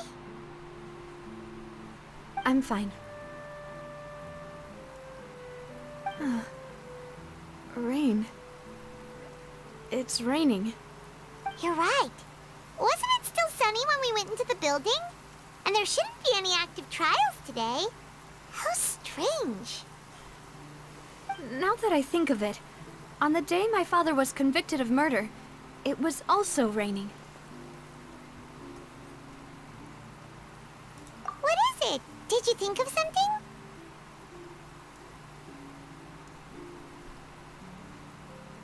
Yeah, he was outside. It was uncovered and the rain could fall there. Why? Do you think the rain could have affected the crime scene? That thought has occurred to us before. We've even expanded the search area to try to account for that, but didn't find anything of value. Oh? Wait. You don't mean... So you're saying that the true murderer could have been turned into water and then got washed away with the rain? Yeah. And if that's what had happened, then no one would have believed your dad, even if he explained what he saw to the authorities. I really think I found a true genius for a partner. You're completely right. How did I not connect the dots earlier? All right, let's go to Poisson. With this new lead in mind, we'll get to the bottom of my father's case for sure. Yeah, we're gonna make progress for sure this time. Do you want to go with me now? Or do you want to head over by yourself later?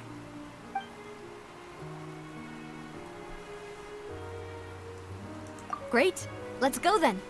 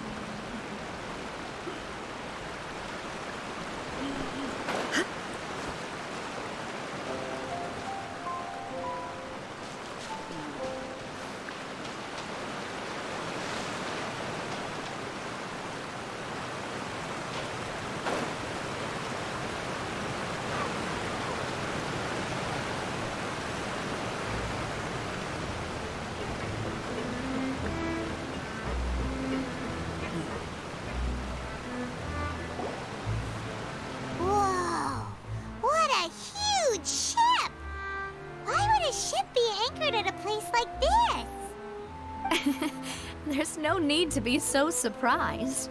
While it may look like a ship, it's actually Spina di Rosula's headquarters. My father was the one who asked for it to be built like this.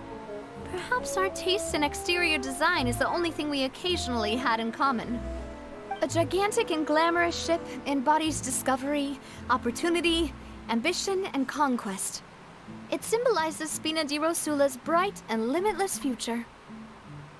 And Paimon thought you were bluffing when you said Spina di Rosula had a glorious past. Paimon was confused why a group with such a history would live in the sewers. But now that Paimon has seen this ship for herself, she's been convinced. Well, Poisson is where Spina di Rosula began, after all. It's our main base, our home.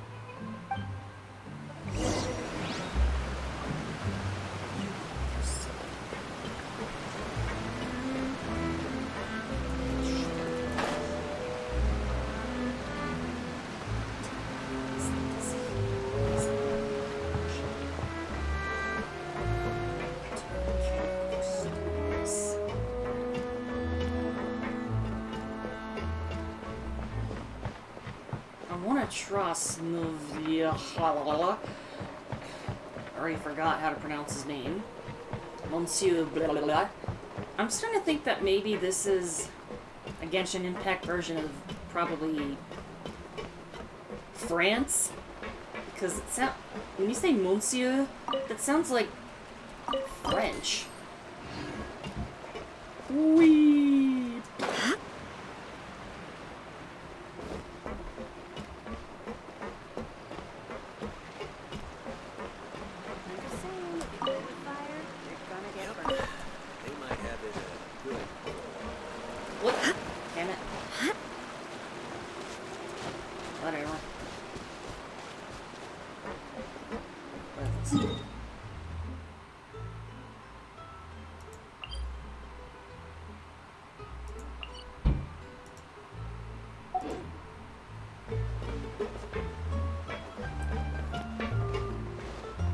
Oh, that's how you climb up like that.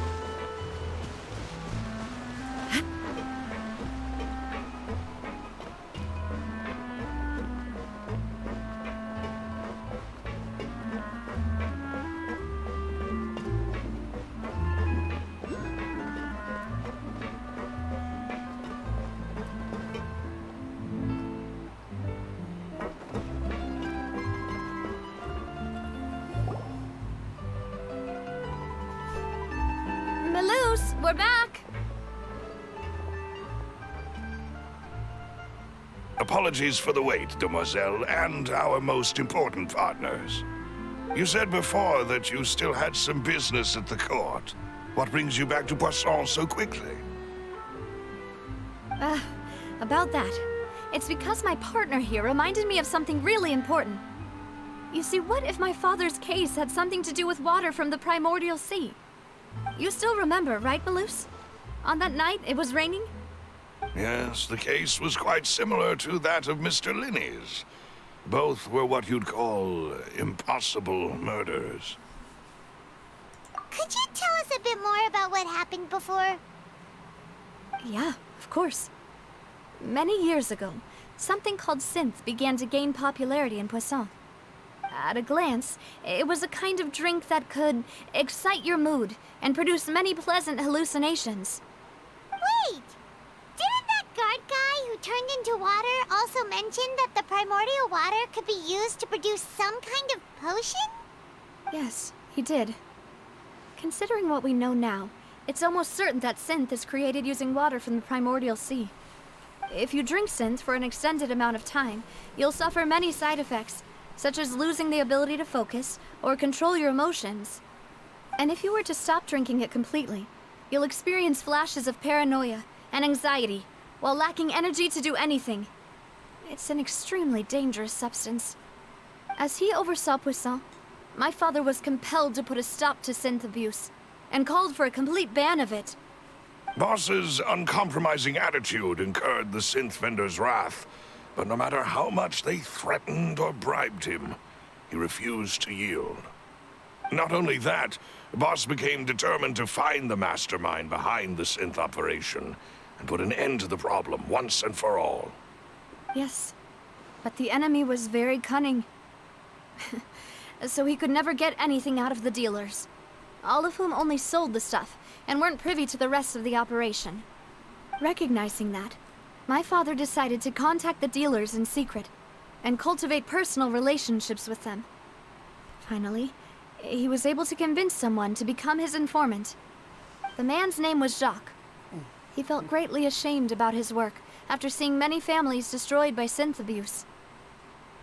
That night, my father hosted a banquet at his countryside estate. He planned to meet up and exchange information with Jacques over some food. But then, we heard 2 gunshots from the courtyard. We raced to the scene and found my father, still holding a gun, and Jacques, who was already dead on the ground. Huh? How did that happen? Aren't they on the same side? Sounds just like Lenny's case, doesn't it? In both cases, the culprit seemed obvious, but neither appeared to have any motive at all. Looking back on it, though, I now believe the most important clue was something we all overlooked at the time. There were pieces of clothing left at the scene.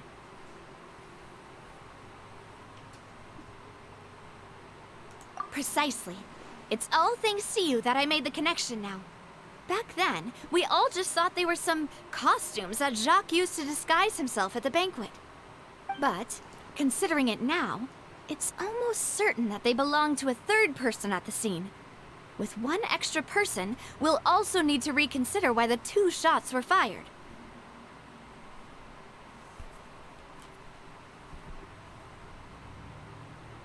You're right.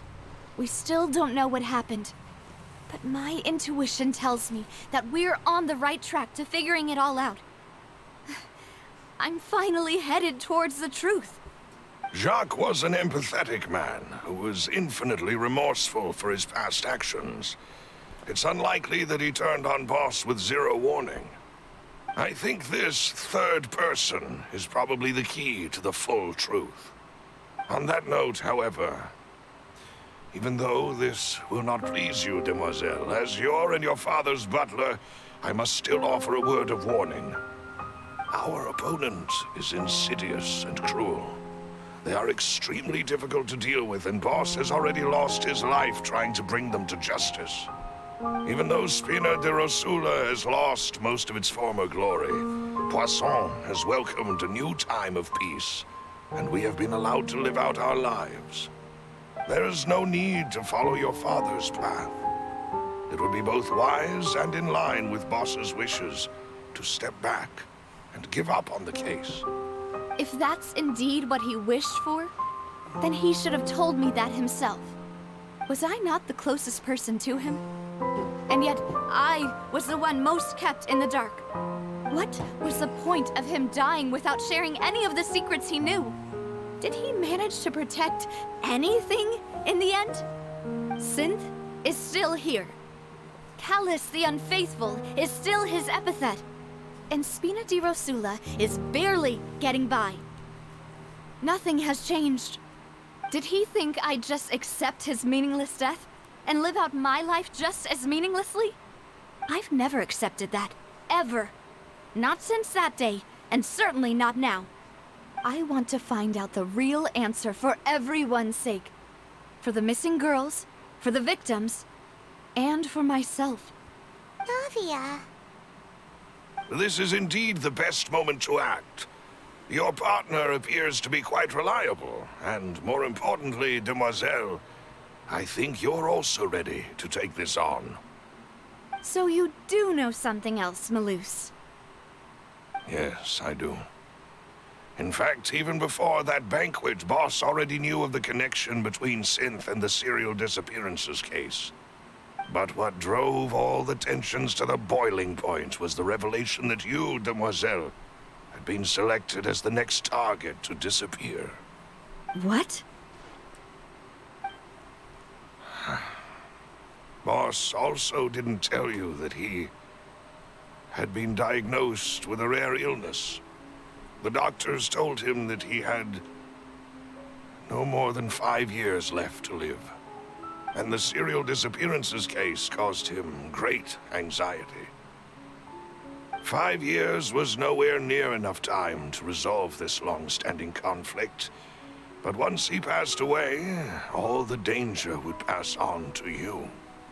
Knowing all of this, he decided to use one final intimidation tactic before his death. He claimed to have already gotten his hands on some key incriminating evidence for the other side, and even told some members of Spina di Rosula about the details. But as long as you remained safe, he would not share the evidence with the public. If something were to happen to you, then he and all those he told would immediately expose all they knew about Synth and the disappeared victims. Right, so nobody would be able to get off scot-free. As we've seen, Boss's tactic has worked. Even though Boss has been gone for a long time, the other side has not tried to take Demoiselle's life. No, I don't believe it. He never appeared to look sick to me. No father wants their daughter to see them weak and haggard, especially someone as proud as Boss. To him, dying in a duel and suffering lasting dishonor as the unfaithful was still far preferable than losing face in front of his daughter. So he chose to die in silence, so that he could protect me. I'm afraid you're not understanding this correctly, Demoiselle. What Boss wanted to hand to you was not a parasol, but a sword. If Boss's spirit could hear you telling me that you want to find the answer for the sake of everyone involved, I'm sure he'd be extremely proud. That fool.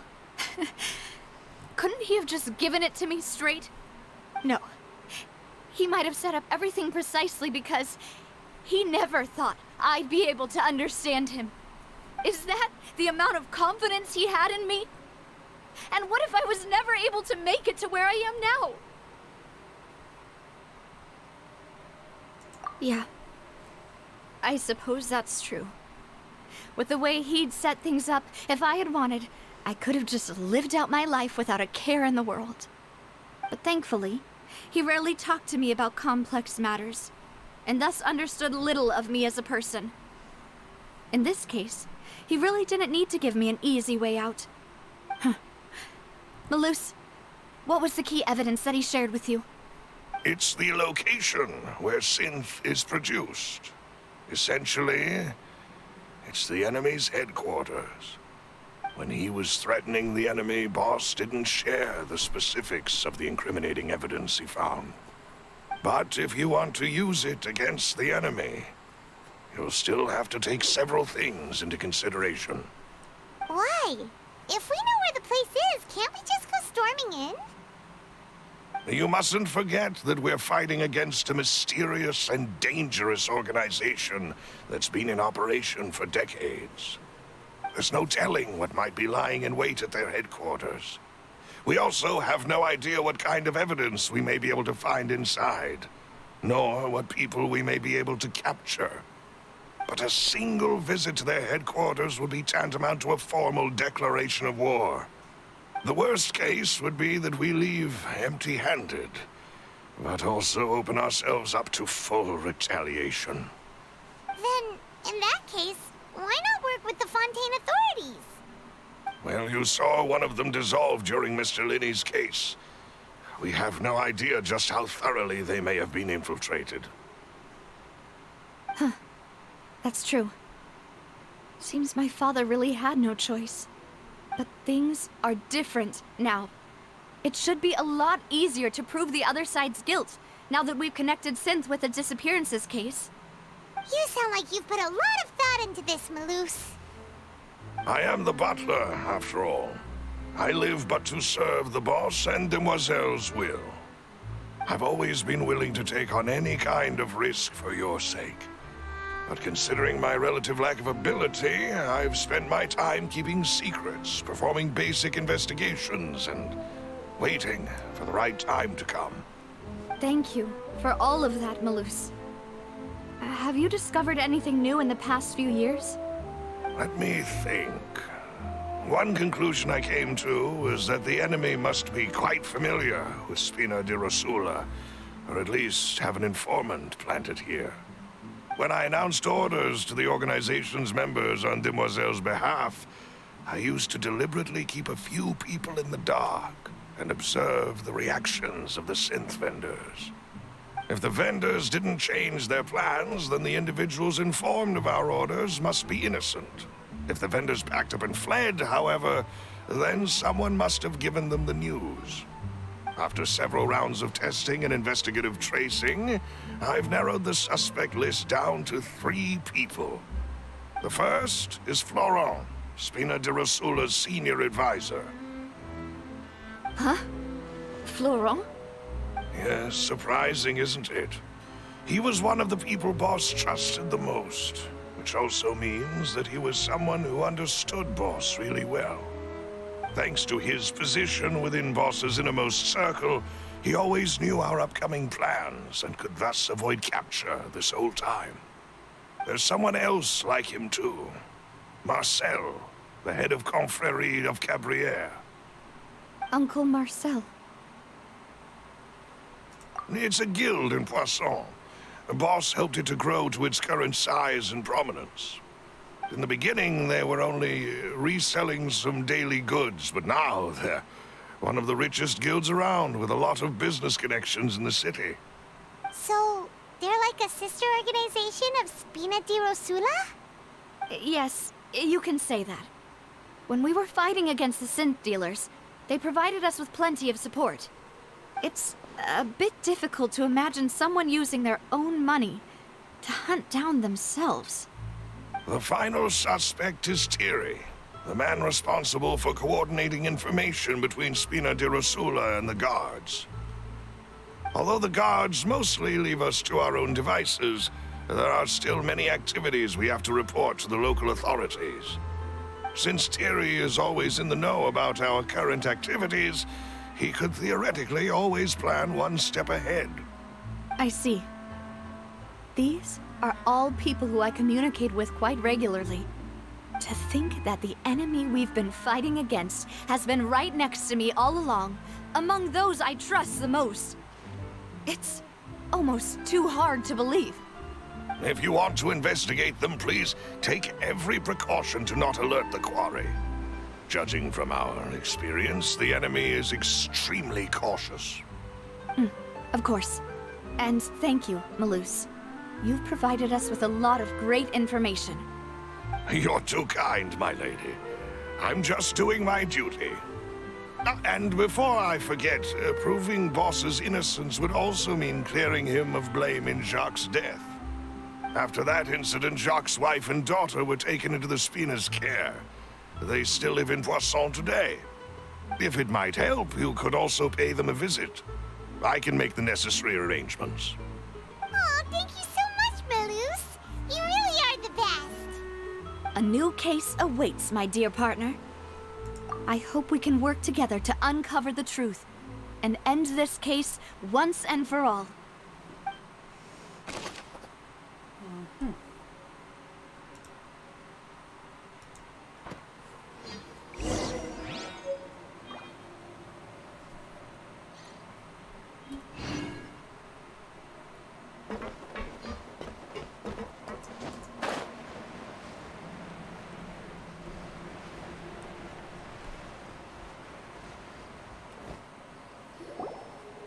It is settled, then.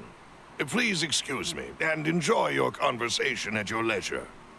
Thank you for arranging everything for us, Malus. Excuse me, miss. Do you need anything from us? Oh, Hey, Navia's all quiet. This isn't like her at all. I'm sorry that I only came to visit after all this time. After what happened, I didn't know how I was supposed to face the two of you. Ah, if it's about that, there's no need to apologize. After my husband died, Spina di Rosula sent us a lot of mura and support. I understood your guilt and apology to be genuine. But aren't all of those things nothing compared to the loss of Jacques? I can understand the kind of pain that comes with losing a father so needlessly. You don't understand at all. I didn't know how to face you, because I didn't know what I could possibly bring as a consolation gift. I know only the full truth could bring closure to you, and to all of us. Mm-hmm. I'm sorry. I appreciate the sentiment, but you don't have to carry all that guilt. On the matter regarding my husband, my daughter and I have more or less found our answer already. Would you mind sharing it with me? I really can't believe that my father could ever bring himself to shoot Jacques. I always knew that my husband's money was earned through others' suffering. He told me countless times that if he could turn back the clock, he would never go into the synth business again. He had many regrets, and felt that he took the idea of providing for his family too literally. For the longest time, he thought Mora was everything. So when Mr. Callis came to him with a proposal, he accepted it almost immediately. He tried to be as careful as he could, but even so, he was still found out by the higher-ups. They found out about his betrayal? Papa didn't say that exactly, but Papa did tell me that I should never be ungrateful. Before he left that day, he told me that he had no choice. It was only later that I realized it was his final farewell to the two of us. I don't know that for sure, but you could say that's the conclusion I eventually came to. Which is why I'm the one who should feel guilty. Callis had always taken great care of us, both when he was still alive and after he passed away. Even if he fired the shot that killed my husband, it was likely in self-defense. It is impossible for me to hate him for what he had done. But Mama, why is Papa still the bad guy if he did the right thing? Papa always wanted to be a good man, so why did he have to do a bad thing in the end? Well, things aren't always as they seem. You still feel like your Papa was a good man, right? Yeah, Papa was a really good man. The best in the whole world. Then you should hold on to that. If a good man had to do a bad thing, then he must have had his reasons. Regardless of whether he left you a parasol or a sword. He must have done so to give you a better life. Oh. Thank you for everything you've told me. I will definitely find the truth. The current state of things is not something I'm willing to just sit back and accept. Thank you. I'm very grateful to hear this from you. Even though your personality is quite different from your father's, your determination when you speak is really similar. You really think so? That's the first time anyone said that to me.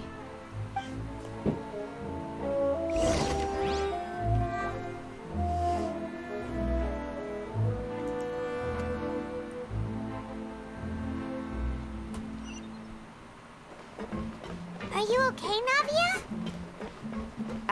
I'm fine. Don't worry. Let's investigate the 3 suspects next. Florent should be nearby, and we should be able to find Thierry and Uncle Marcel in the city. I'll get myself together on the way, so please don't worry.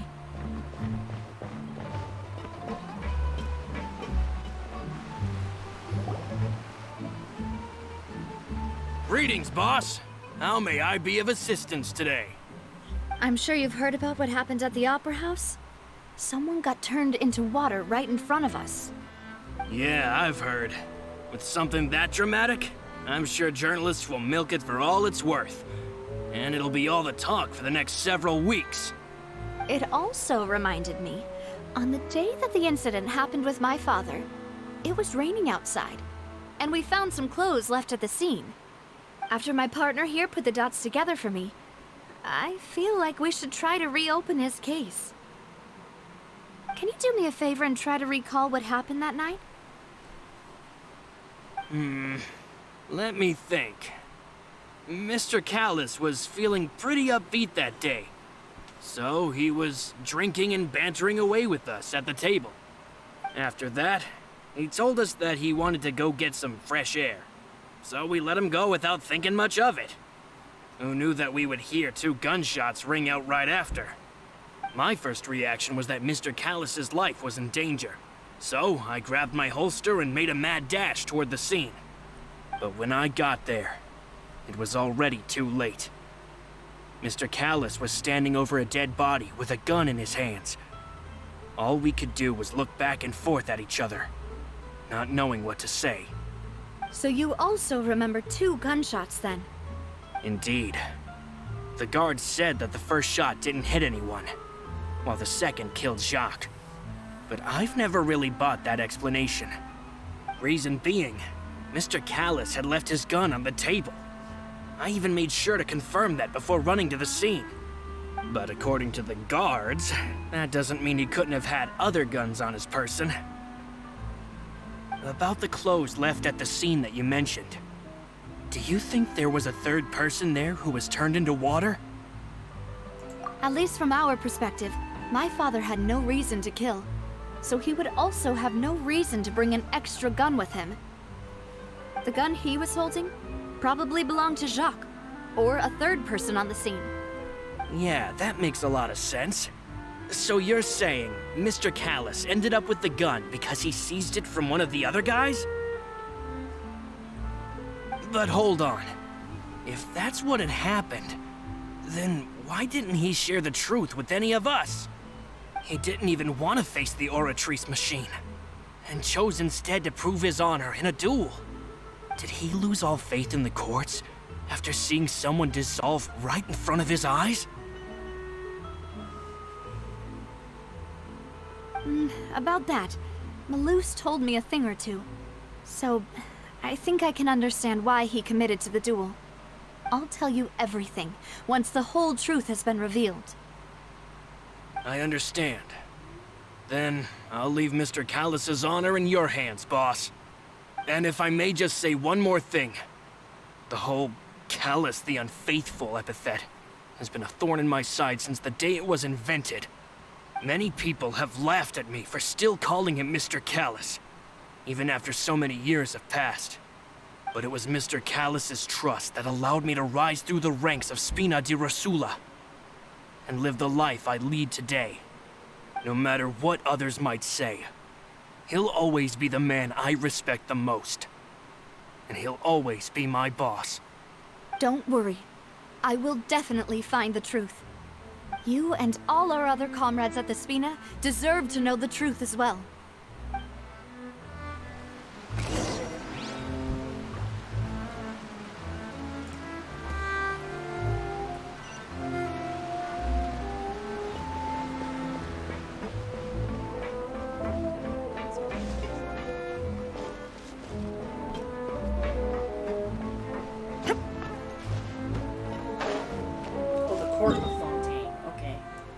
So we have to go above ground again.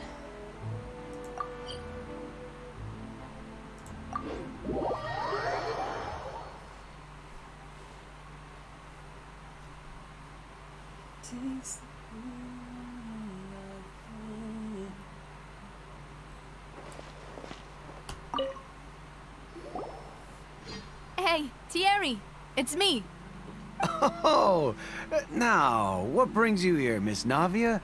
I've heard that you made quite the name for yourself at the Opera House. Oh, so you've caught news of that already. Oh, okay.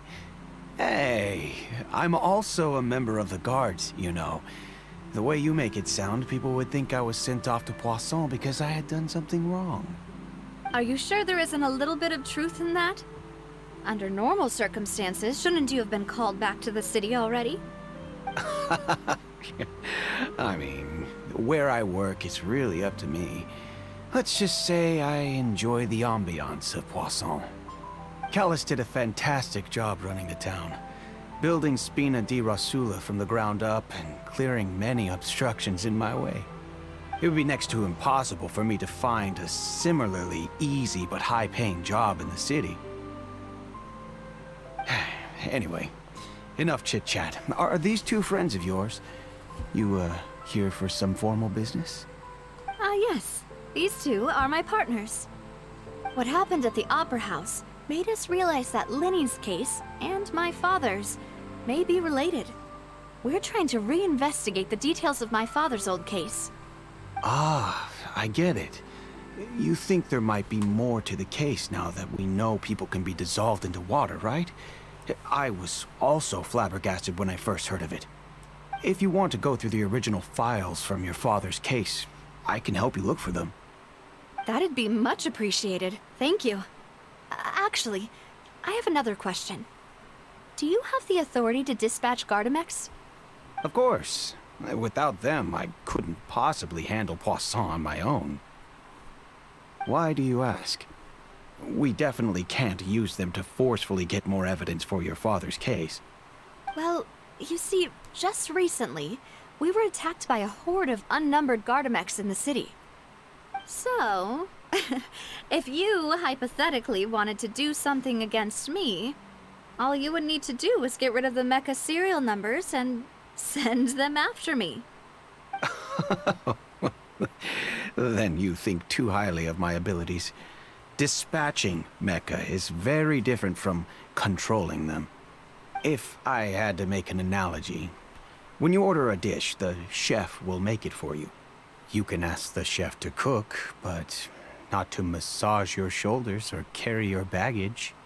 If you try to make unreasonable demands, the chef would just think you're out of your mind and ignore you completely. The same goes for me and my Gardamex. Removing a serial number is also not as easy as you might think. There are a lot of complex steps to it, and it's almost impossible to keep it a secret. So I can promise you, those mecha were definitely private units. They're certainly not cheap. So, whoever their owner is must be super rich, powerful, or both. Now that you mention it, though, being in the synth business would definitely be profitable enough to afford this.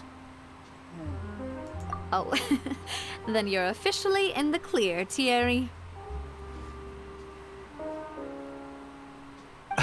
Oh, thank you for the vote of confidence, Navia. Jokes aside, I'd like to wish you all the best with your investigation. I'll be staying in the city for a little while, so just come find me if you need any support from the guards.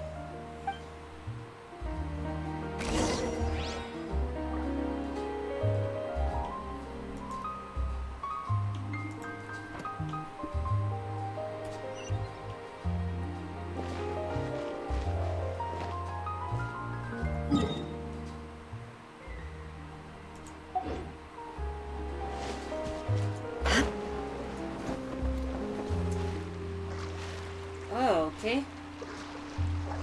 Thanks for breaking my fall, I suppose.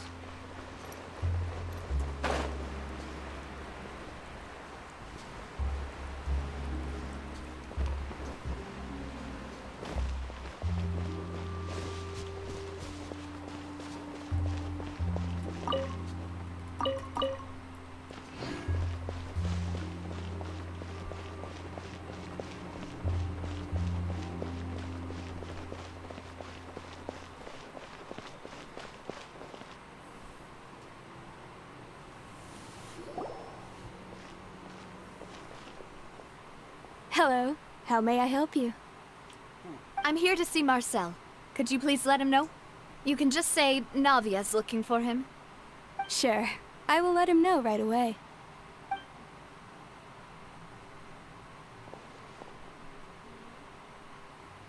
Ah, Navia, hello.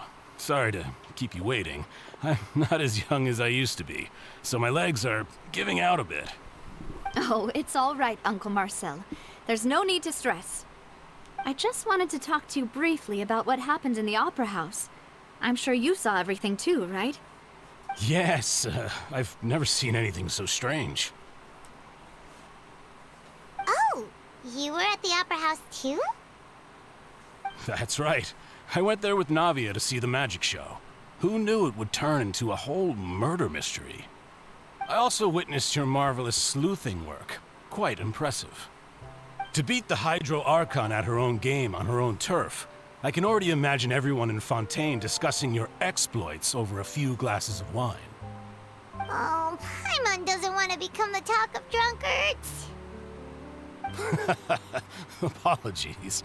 It's just how Fontaine is as a nation. Everyone loves drama and theatrics. Uncle Marcel, you've also noticed that other thing, right? The fact that humans can dissolve in water? Yes, I was reminded of your father's case right away. Is that what you're investigating now? Exactly. I still don't have much solid proof, but I can sense that the other side has already begun to act. Oh, and what makes you say that? We were attacked on Araneus by some unnumbered Gardamex. And there was also an attempt to get me to drink water from the primordial sea. If not for the vigilance of my partner, I probably wouldn't even be here talking to you right now. Oh, you're giving us too much credit. Wasn't it you who protected us? Alas, it seems things are heating up again. The peace that Callus sought so dearly will soon become a thing of the past. But rest assured, Navia, Poisson will always remain a safe haven for you. If you're scared, you can always return there. If anyone dares to lay their hands on you there, the Confrérie of Cabrières will use its funds to the last Mora to bring them to justice. Thank you, Uncle Marcel. But I don't intend to go into hiding. I'm going to strike while the iron's hot. Do you have any new thoughts on my father's case? About that. Sorry, my age is catching up with me, so it'll take me a while to recall my memory.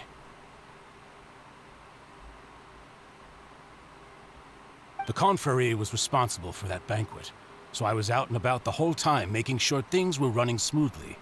I didn't even have the time to drink with the guests. Then I heard the sound of a gunshot, and the rest was history. Oh, it's okay. No need to push yourself. We'll ask around some more, see if there are any valuable clues elsewhere. Sounds good. Just let me know if you ever need Mora. All my wealth comes from Callus's patronage and support. I'll spend however much it takes to clear his name.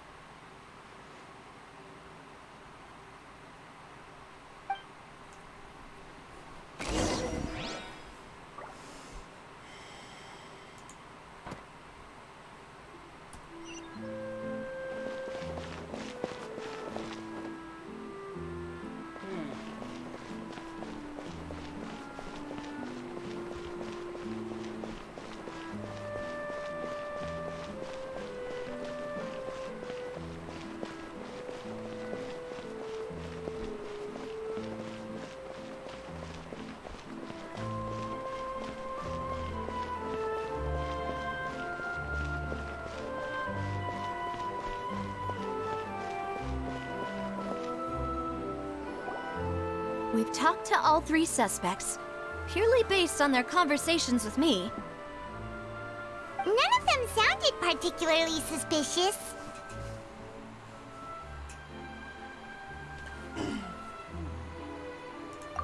I suppose that's to be expected, though.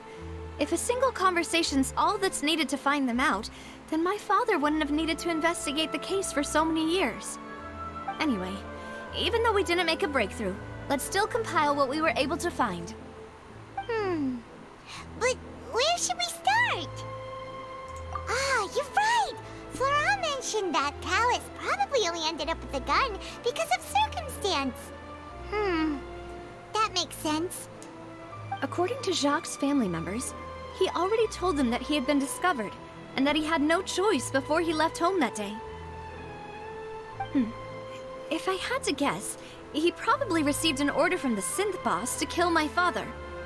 Had he refused, he and his family's lives would have been forfeit. So, Jacques fired the first shot?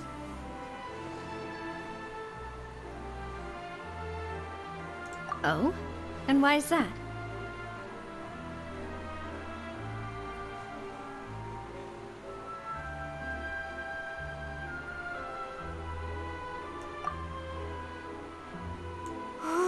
That's a good point.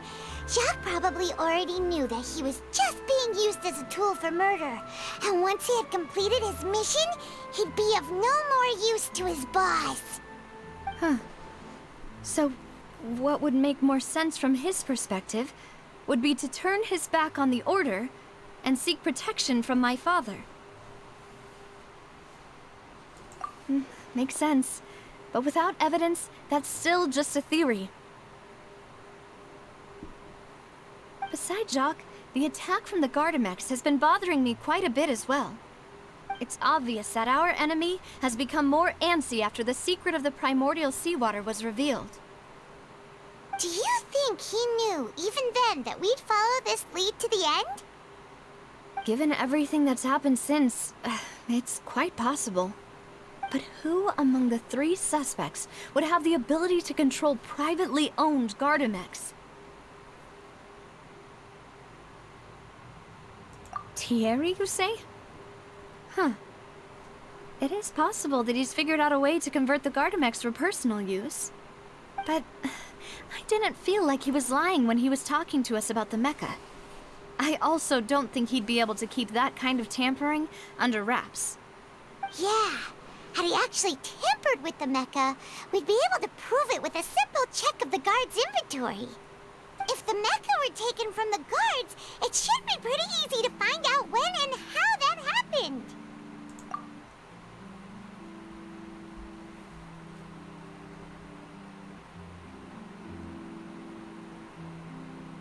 Uncle Marcel? My father did really trust him. And they worked together on a large number of projects. Maybe that's how he got to know Jacques. And with funds from the Confrérie, he could also afford a large number of Gardamex. It's still really hard for me to imagine, though. After all, Uncle Marcel has been around since I was just a child. Also, wouldn't this mean he has been spending a whole lot of mora and energy to fight his own synth business? Okay. Florent? It is true that he was closest to my father, and thus had the best chance of learning about his dealings with Jacques. But as Spina di Rosula's advisor, his work mostly deals with personnel and security, so he shouldn't have much means when it comes to finances. So you're saying he's too broke to afford a mecha army? Exactly. He can't. And even if he could, I don't think he would be able to dispatch a whole group so quickly. Who could it be?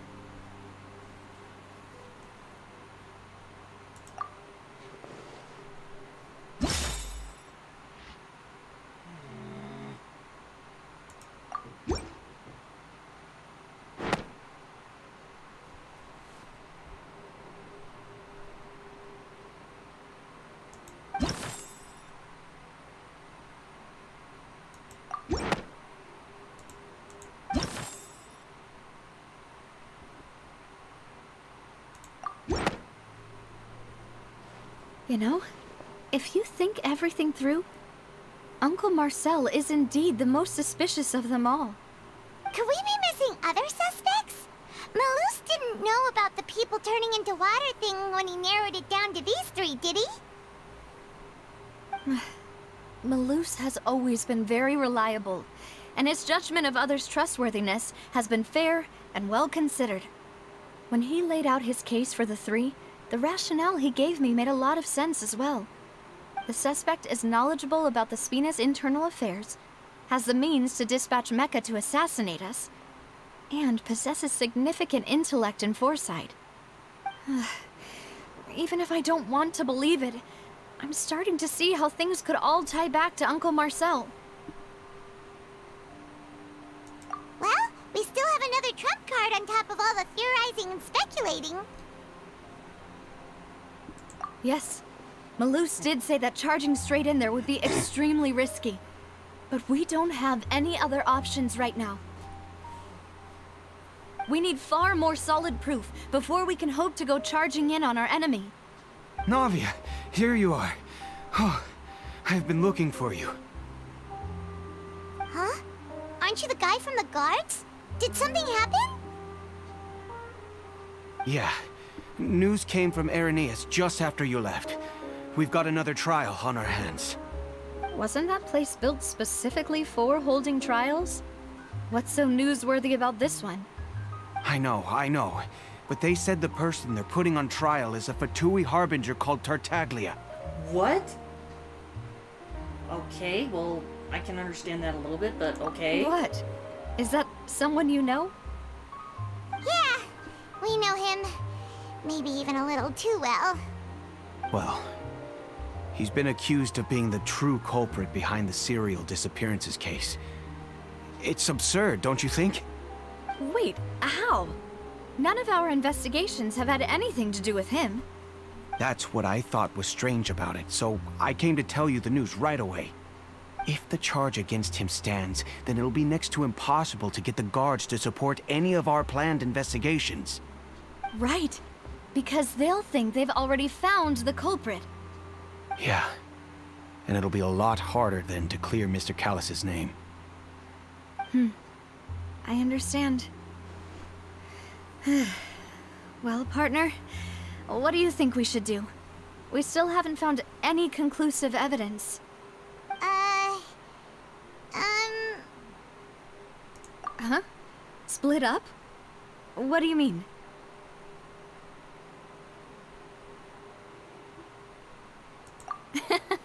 Just as expected of my partner. Since this is a trial about the serial disappearances case, the culprit's attention will be focused on Irenaeus, leaving his home base wide open. You're right. This is our best opportunity. All right then, let's do this. I'll stall them at the Opera House and charge Marcel as the true culprit. I won't have any chance of making that charge stick, though, unless we find more evidence. It'll be up to you to make it back in time and hand the decisive evidence to me. We'll help you, just like you helped us in Linny's trial. Demoiselle, please allow us to accompany you. I'm ready. Ah, Malou, Silver. When did you two get here?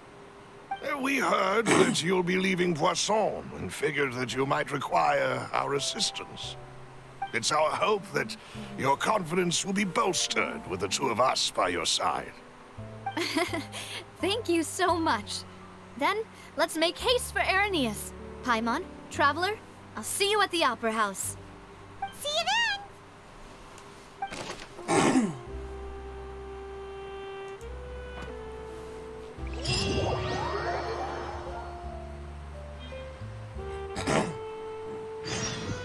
Now that Navia has set out for Irenaeus, we should also get going.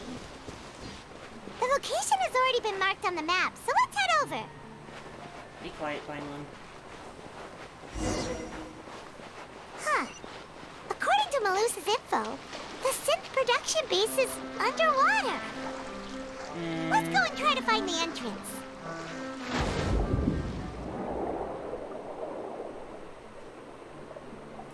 Yas, girl. And leave me alone. I don't want to fight. Especially don't have any power.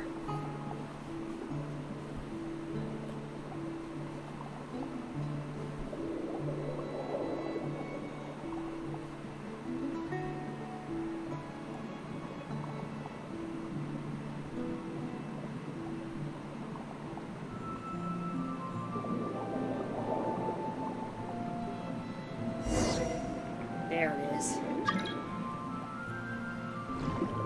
Finally found it! Huh. So this is the entrance that leads to the synth production base. It sure doesn't seem out of the ordinary at all. Ah, you're right. An important place like this is bound to have a ton of protective measures and mechanisms. You can talk underwater? Navia's Wow. probably arguing up a storm right now to stall for us. Oh dear.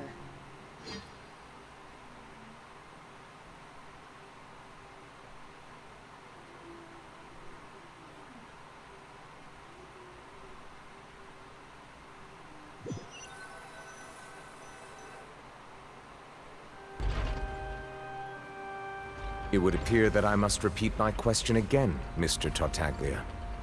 Do you accept the charge that you are the true culprit behind the serial disappearances case? To be perfectly honest, I don't understand your country's complicated court system, or the reason why I'm being charged with something I've never even heard of. However, I did hear that people who have been charged can choose to participate in a duel to clear their name. Is that right? In which case, as long as I accept the charge, I can have an all-out fight with that champion duelist Clorend, right? I've got to admit, that's one of the most enticing offers I've ever received. When I privately sparred with her last time, she was obviously holding back. Real disappointing. Hey! Don't you understand? You're currently the prime suspect for a major case. This isn't the place for you to be looking for fights. Oh? Sounds like the Hydro Archon wants to lecture me on the ways of the Opera House. Then why don't you duel me too? I'm the kind of student that learns best in the heat of battle. No. That's not what I meant. Alas, it would appear that communication with the defendant is going poorly, and we have made very little progress. In that case, let me explain everything from the very beginning again. The goal of this trial is to determine the culprit behind the serial disappearances case. That case had nothing to do with him. You've got the wrong man. Huh? What's going on? Why is she interjecting again? I told you it couldn't be one of the Fatui Harbingers. Miss Navia, this is the second time you've interrupted the court proceedings. I only tolerated your behavior last time because you were able to provide the court with a key eyewitness. But that was an exception rather than standard court protocol. I can very well charge you with contempt of court for your interjections. Oh, please. Did you ever think I had any respect for this place's pointless theatrics? We can put that discussion aside for now. I'm not here to argue with you. I'm here to charge the true culprit behind the serial disappearances case. And if my charges prove true, then Tartaglia here will be proven innocent by default, correct? Oh, a young lady has charged in and offered to clear my name. How fascinating. Well, I'd gotten half bored to death by all these rules and procedures anyway, so I'll take you up on that offer. So, Your Honor, is there nothing else for me to do now? You may take a seat for now in the audience, but that doesn't mean the suspicions against you have been lifted. Whatever. Now then, Miss Navia, who is the person you would like to charge instead? That person is... Marcel.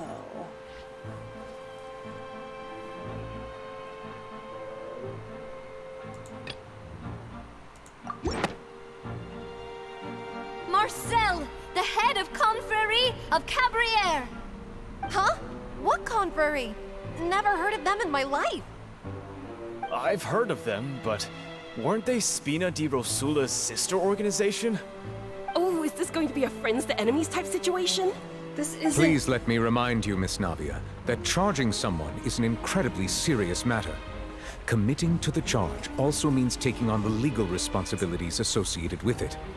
And if the charge fails, depending on the circumstances, you may also be charged with the crime of making a false accusation. Knowing this, do you still wish to charge this man? Yes, I do. In that case, I declare the charge to be valid. Miss Navia and attorneys, please take your places on the court. Members of the guards, please contact Mr. Marcel right away so that he may stand trial.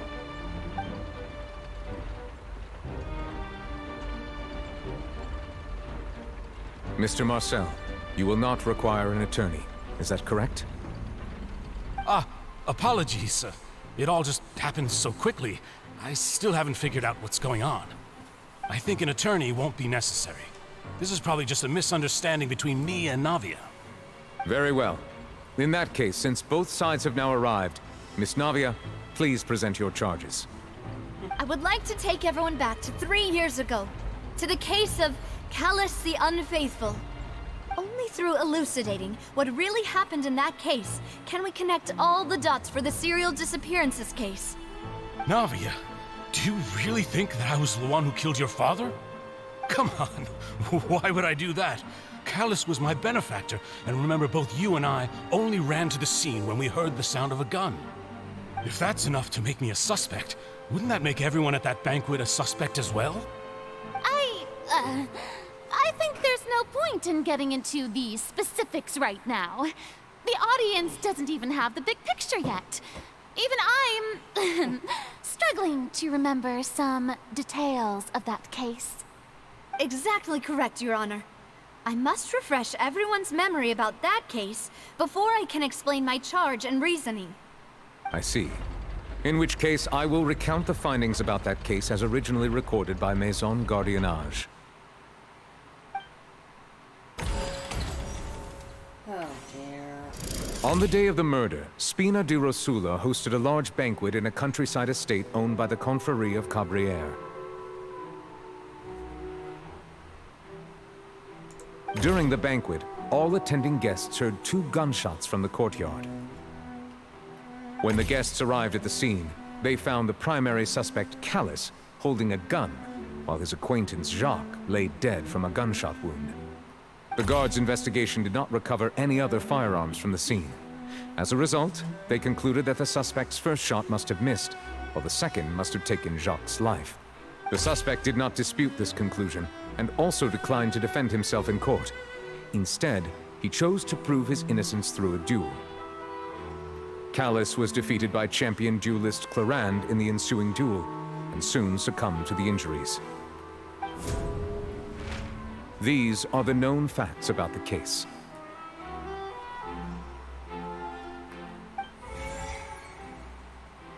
The one with the motive to kill was Jacques, not my father. And even so, Jacques still had no reason to pull the trigger. Oh, fuck. In truth, the third person shot Jacques first, and was shot in turn by my father when my father seized the gun from him. After that, the true culprit turned the third person into water, erasing all traces of him from the scene. Thank you for the summary, Your Honor.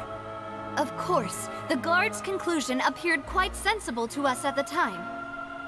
However, we should revisit the case now that we've gained new information about the abilities of water from the primordial sea.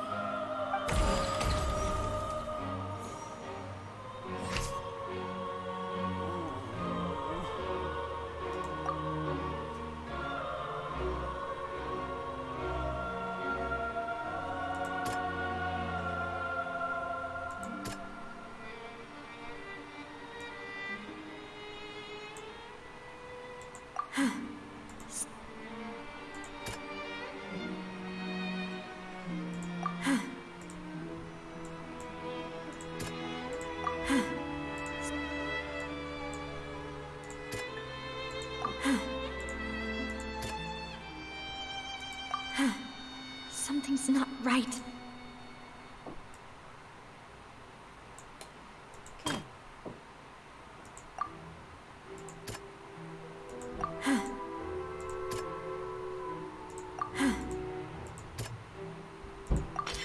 The testimony of the victim's family confirms that Jacques had thoughts of assassinating Callus when he set out for the banquet. However, in the end, he reconsidered, and instead shared everything with Callus, hoping to seek the latter's protection. Unfortunately for Jacques, the true culprit had already considered this possibility, and had sent out another assassin.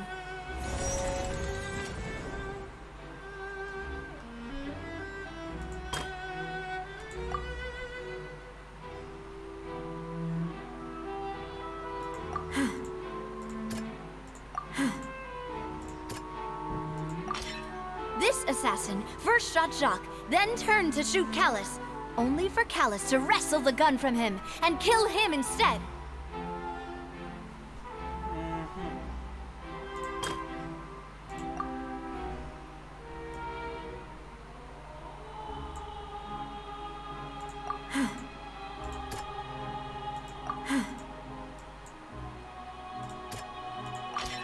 A pile of clothing was found at the scene. The guards once believed they were used by Jacques as a costume to disguise himself. But now, it is clear that the clothes were proof that there was a third person at the scene. and that they were turned into water after committing the murder. Since it was raining that day, the culprit was confident that they could use the rain to wash away all traces of their dissolved accomplice. Realizing this, the true culprit caused the hired assassin to dissolve into water, leading everyone to believe Callus was responsible for Jacques' murder. This is the true version of events.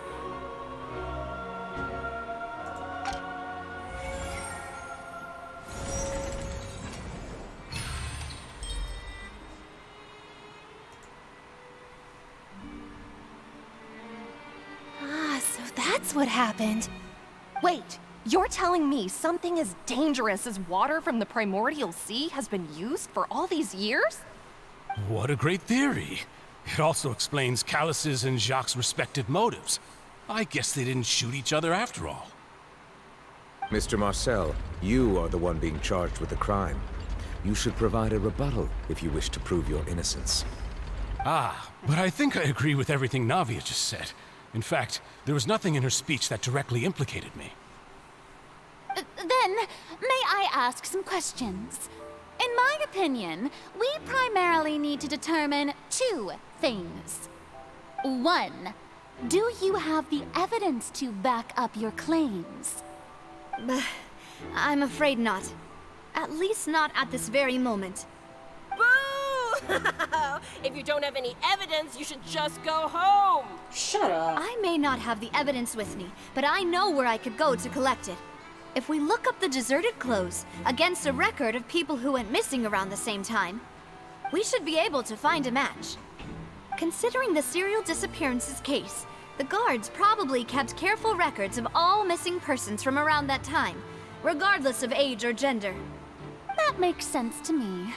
Monsieur Neuvillette, I would consider this to be a reasonable investigative direction. Why do I feel like Farina's acting a little differently today? Maybe she's scared of embarrassing herself again? Alternatively, she's become more diligent after charging an innocent citizen in the last trial. My second question has to do with the ensuing duel. If the truth is indeed as you described, then why didn't Mr. Callus explain himself in court? If he had testified that a person had been dissolved, he could have at least mounted a defense. I've thought about this too, and the answer is actually pretty simple.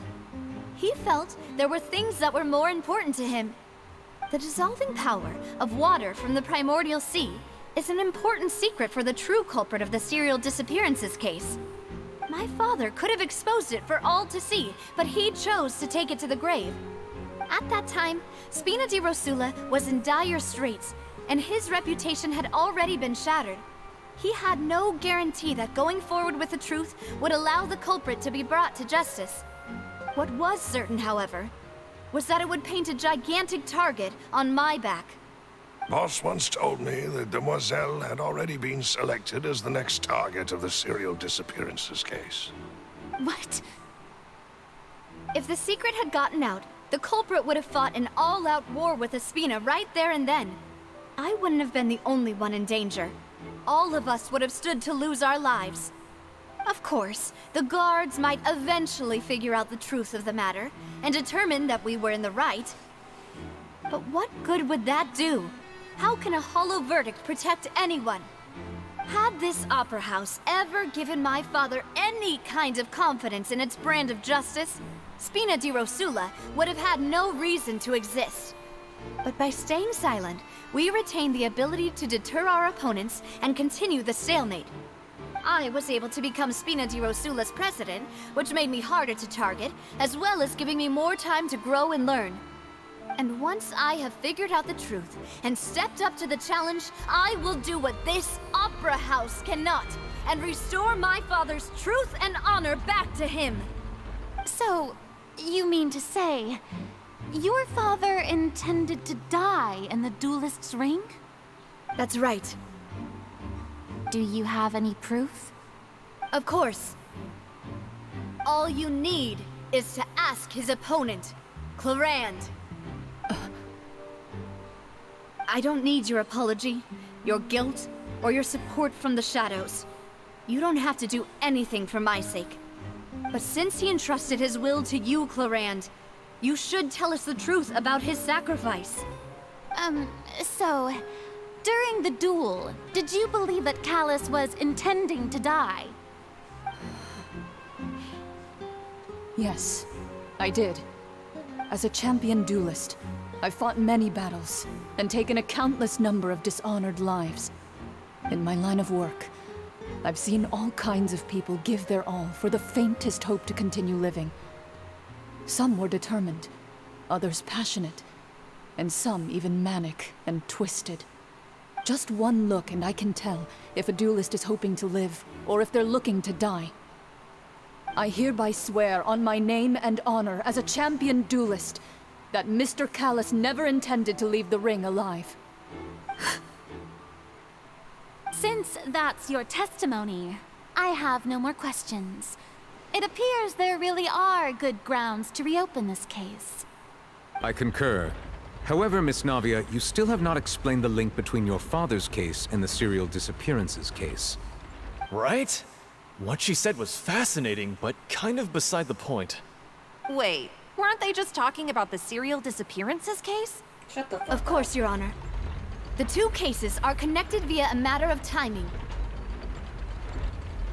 In my father's case, the culprit intended to kill both Jacques and Callus. As a result, they planned to act after hearing 2 gunshots.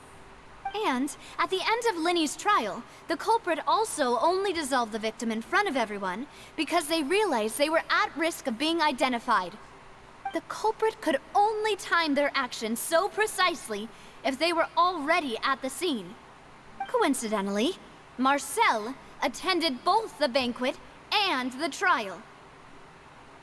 So that's why you suspected me. Even after hearing your reasoning, I still can't help but find it a little preposterous. I'm used to it, though. You've always been an impulsive and sentimental child, Navia. It's one of your most endearing traits. No need to appeal to pathos. I won't try to refute your points one by one, but even if everything you just said was true, can you prove that I was the only person present at both events? Can you? On top of that, does a person have to be physically present to control the timing? Can't someone remotely monitor the place? Oh no. Know what she can say to that. I know that even with that, you might still think you can reduce the list of suspects with some further investigations until I'm the only one left on the list. Alas, who won't feel at least a little hurt by an accusation of murder from a girl you see as your own daughter?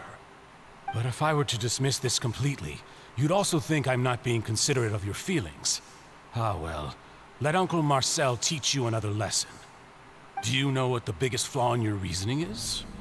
I suppose you're gonna tell me anyways. It's timing again. I'm a businessman by trade. From that standpoint, there's no reason for me to kidnap young women. It's a high-risk action with nothing to gain. In addition, I left my home in Snezhnaya when I was young to come to Poisson and work in some trade. My business only thrived when I received Callus's patronage. But the disappearances began before I ever stepped foot in Fontaine. Is that true? Are you serious? I do apologize, Demoiselle. This was my mistake. Melus? No, it's not your fault. I'm sure he had come prepared. Is there anything else you'd like to say? Would you like to check the date of my first business license against the first known case of the serial disappearances? You can also take a look at my border entry records, or ask my friends and family when I left Snezhnaya for the first time. Could those records and testimonies do something to appease the unspeakable anguish in your heart? Seems like she got the wrong guy. At this rate, Navia will be convicted for falsely accusing him. I think you've done a superb job of dissecting your father's feelings as he neared the end of his life. But aren't you going against all of his wishes and expectations right now? He wished for you to become more rational, collected, and conscientious, instead of dwelling only on your own feelings. Once you've learned to be more considerate of others' feelings, and to stop rushing headlong into things, you'd have met most of his expectations.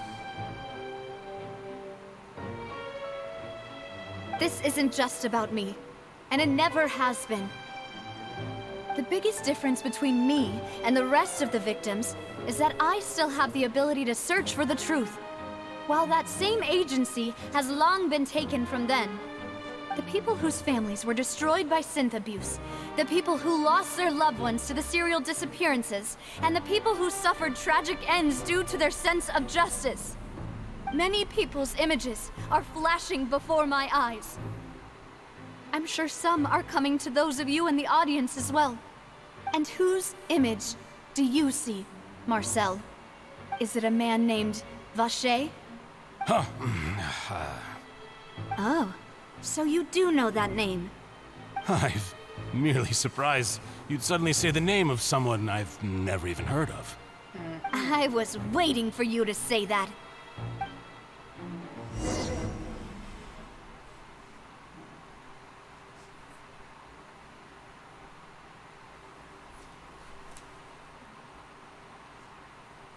Okay, hurry up.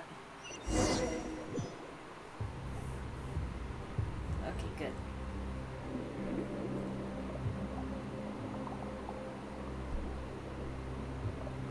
Nobody would have suspected that this was underwater. So no wonder it was a good base. What is this? Parties?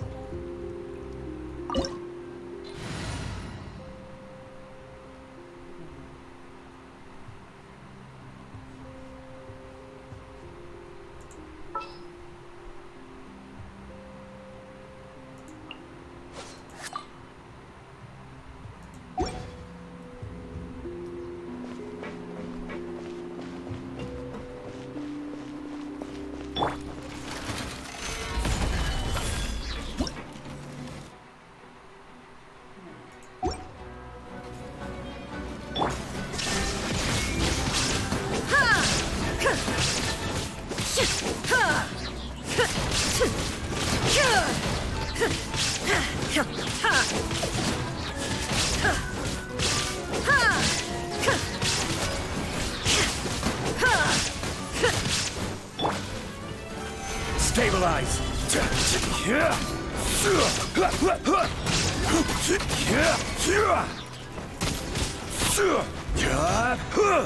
Order guide you.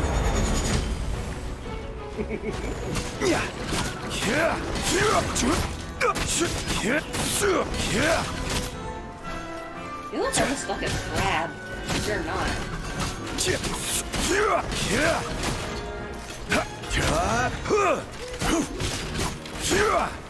Gather!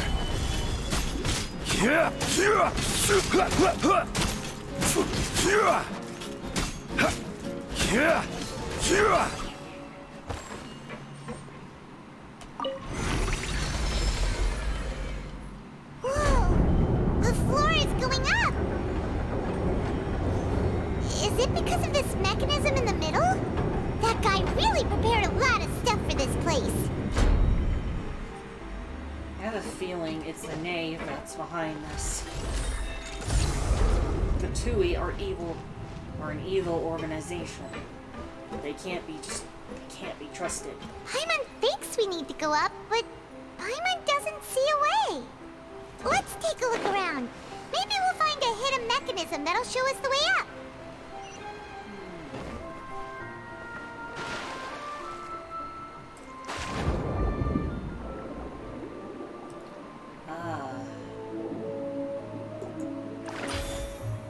Thank you.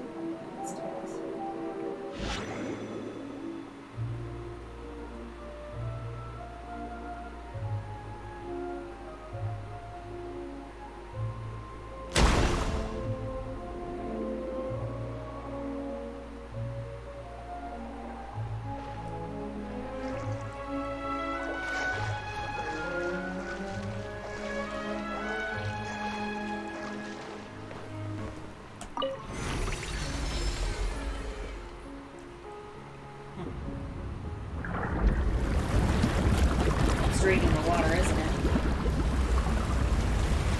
Yep, it's draining it.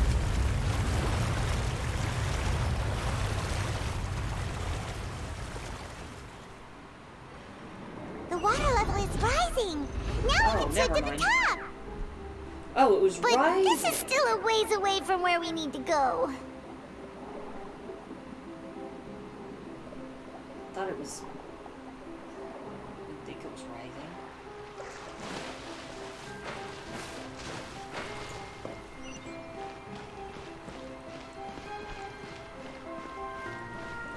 Oh, great, more enemies. Whoop-de-doo. Solidify! Yeah! Yeah! Yeah! Ha! Yeah! Ha! Gather!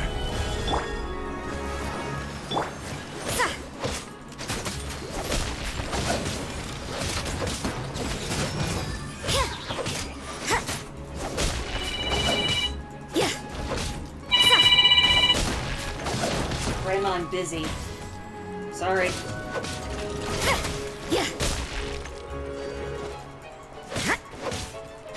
I'll have to call her back later. You can't run!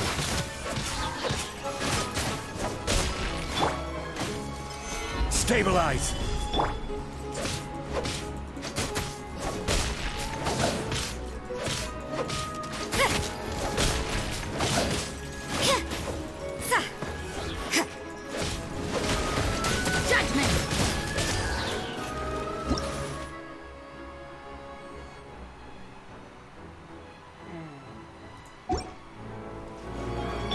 Let the show begin. My grandmother was calling me, but I'll call her back after I'm done with this. Lights out. Yeah.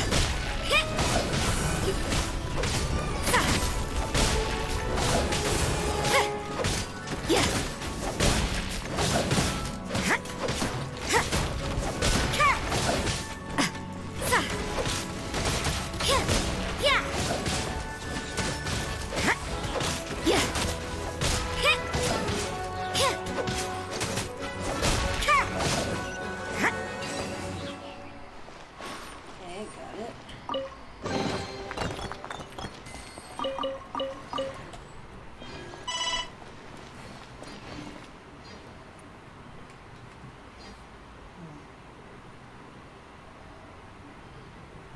Ah.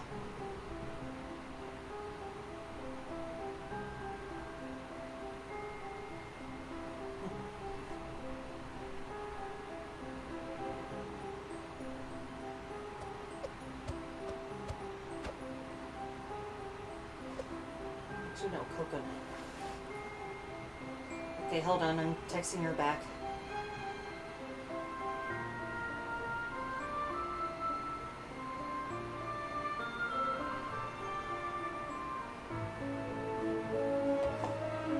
Alright, now let's continue. Hopefully without any more interruptions. Second.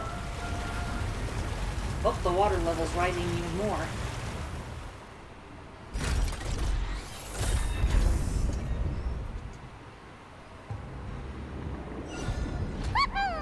Now the path is clear. Let's go. I'm going, Paimon. Now, if you excuse me, I am trying to concentrate.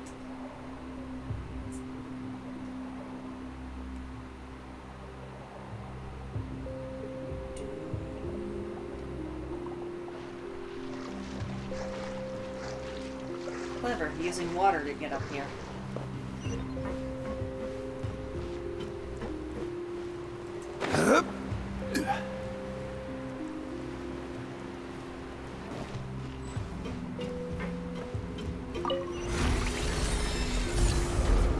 Okay, hold on, hold on.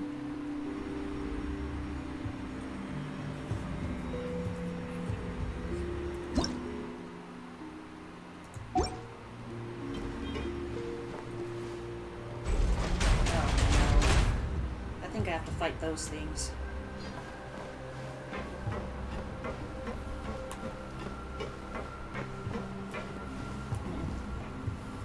The humanoid ones. Yep, I have to fight him. Well, shit. Gather! You can't run! But I can handle it.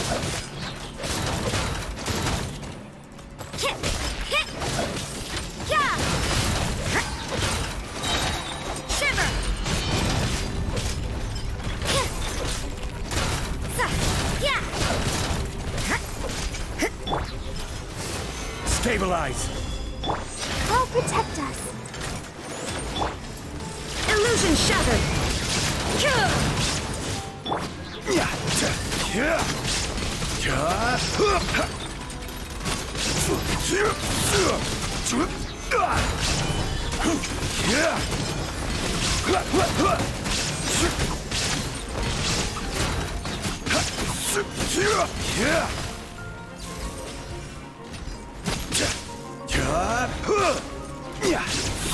Okay, more coming.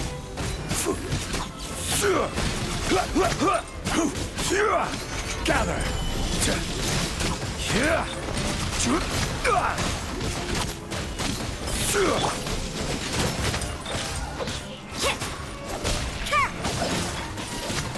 Yeah. So you guys can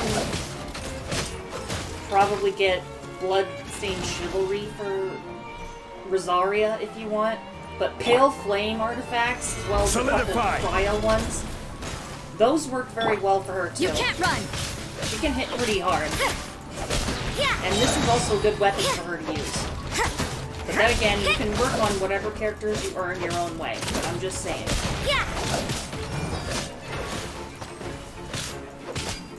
Pale Flame's another good one to use.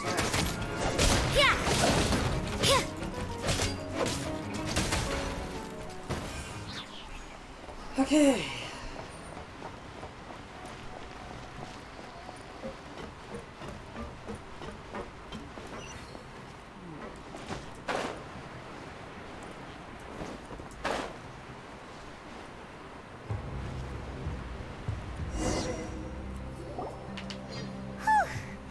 After all that, we finally made it to the innermost sanctum.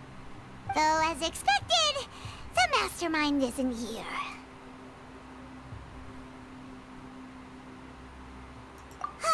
That's right.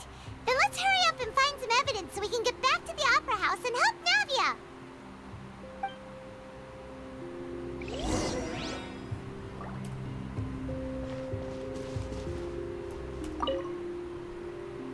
What's all this? Aw, it's a bunch of really cute things. Pink accessories, a hair tie, a necklace, even a makeup box. Hello, Paimon. Oh, Paimon sees it too, but why are all these cute things labeled with different girls' names? Huh? You mean the girls from the serial disappearances? They were brought here? And then Bingo! they were turned into water. And all the boxes of things, these names. That means... Oh, this is terrible. Yeah, that's horrible. Who would be so monstrous as to do this to innocent people? This must be the water. Oh, look! There's an important-looking basin over here, and it's full of water. That means this is where they make all the synth, and that special water is the main ingredient. If you dilute it with normal water, you'll get synth, but the pure stuff can dissolve a human. Paimon will take notes on this incriminating evidence.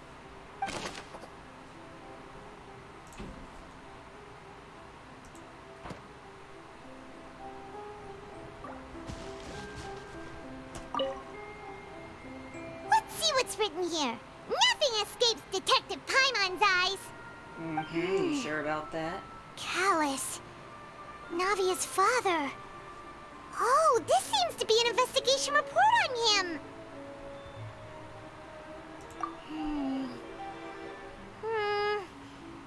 Yep, it's about finding someone to assassinate Jacques and Callus because of a lack of confidence that Jacques himself would go through with it. This should prove the existence of the third person, right?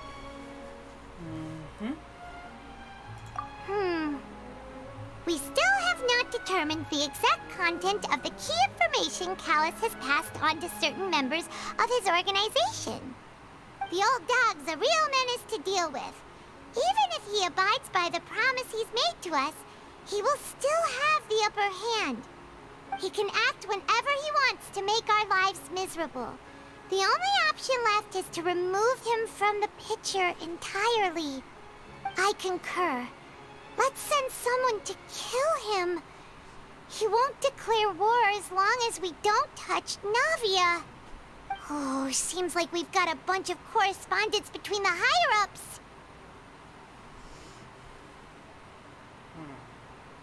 They're all just so evil. Mm-hmm.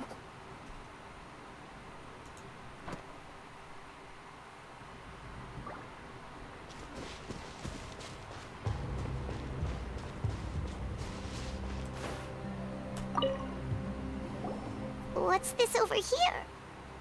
Looks like some kind of place for research.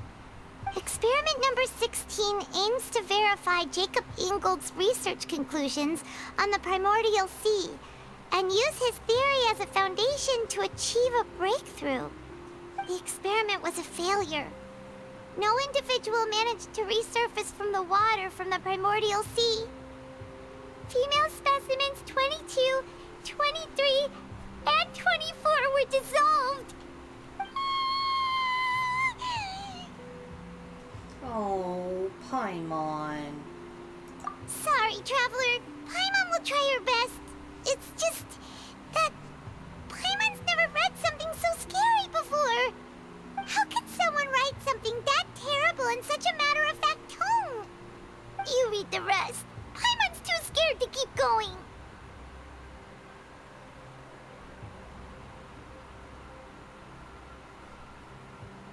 So that's why he did all of these experiments.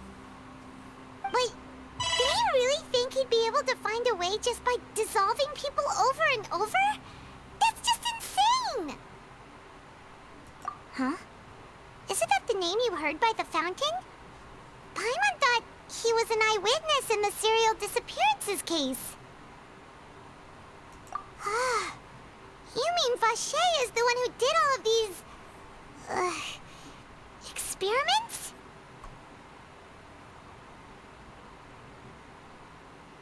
So that's it! Vache was no victim, but personally took his lover and... No, that's not it either! If that's the case, why would he want people to resurface from the water? In any case, Paimon will write it all down.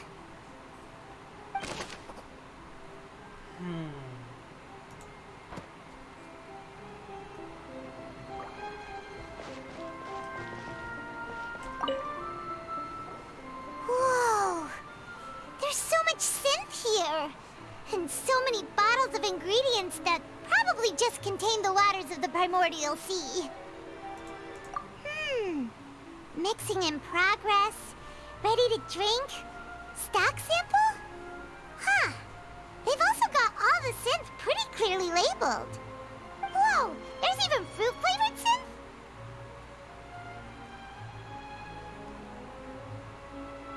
Yep, it's super obvious.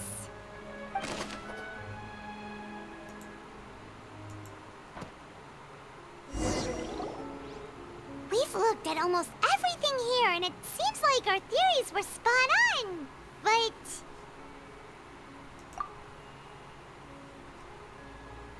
yeah, we haven't found anything that reveals his true identity. No wonder even Neuvillette wasn't able to find anything. Whoever it is probably destroyed everything to do with that name a long time ago. That way, even if we bring all this back to the opera, we won't be able to identify the true culprit. Sure thing. Paimon won't admit defeat to this guy either.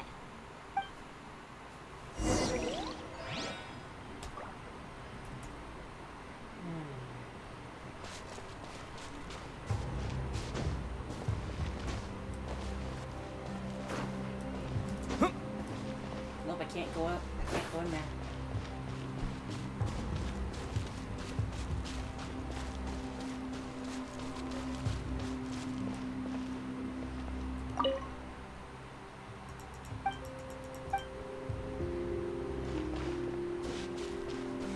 Oh, I don't think I've looked at this yet.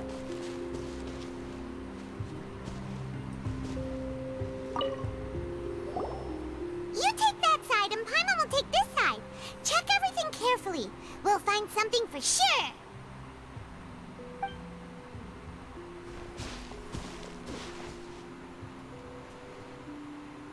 Ugh. Nothing at all. And Paimon can't even find snacks either. Really? You're thinking of food at a time like this. Whoa, really? What Paimon see? Vinier. Isn't that Vache's lover's name? Then you found her diary. Let's see. Aw. It's just a normal diary chronicling their love story. She was so sweet, too. Oh, Paimon feels even worse for her now.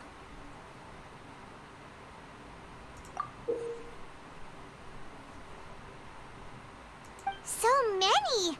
A whole page's worth! But they're all crossed out. Was she unhappy with all of them? The final name she decided on was... Marcel. Wait, but Marcel's pretty old. Has this case been going on for so long that he's Vache and Vinier's grown son? No way. Hey! Paimon still hasn't figured it out yet.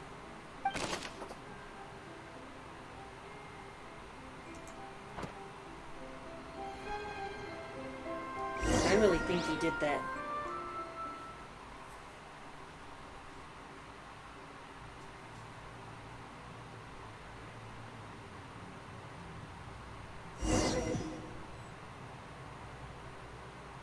And whose image do you see, Marcel?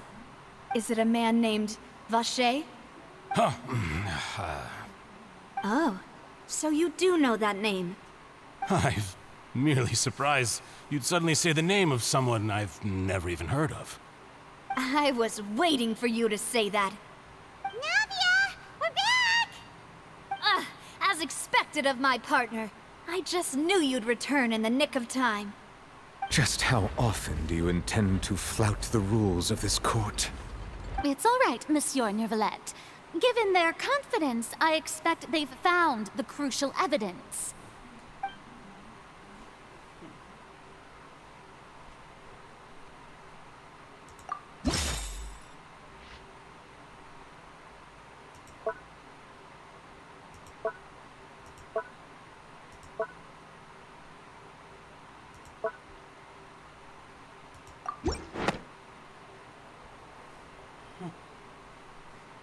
But the truth of it, Marcel, is that you've always been Vache. What? Huh? We've investigated your lair and we already know everything! After your lover, Vinier, was dissolved, you kept abducting young women to experiment on the hopes of bringing her back to you! You even created Marcel as a new identity and destroyed all records of your past as Vache! So that's it. Even the villains in opera performances rarely go that far. And with that, Marcel's motive has now been established. This information regarding your past also dismantles your prior timing defense. Well, Marcel, do you know where you went wrong? You fixated your gaze on the lover that passed away, instead of paying attention to the living people around you. So, you never noticed how we changed, or how we grew as individuals. You also never understood Boss's real expectations for his daughter. Or our determination to see things through. Your determination. Mr. Marcel, please speak up now if you would like to defend yourself. Otherwise, the trial will move on to the next stage. Do you really think I wanted to do any of this? Pay attention to you. What for? Have you ever paid attention to me? Ever empathized with my pain? ever known how it feels to watch the love of your life dissolve right in front of your eyes? No one helped me. No one even believed me. All those decades ago, even the officers from the Maison Gardiennage were laughing at me. They said there's no way a human being can turn into water. So I must have gone mad from grief. Vignier's death was brushed away by all of you as if it didn't matter at all. Well, now you know, don't you? Ha! Well, it's too late now. All those who were dissolved are gone forever. You only have yourselves to blame. You set up this ornate opera house in pursuit of your so-called justice, your beloved drama, while turning a blind eye to the suffering of the people. Vignier is dead. We promised each other that we would always be together.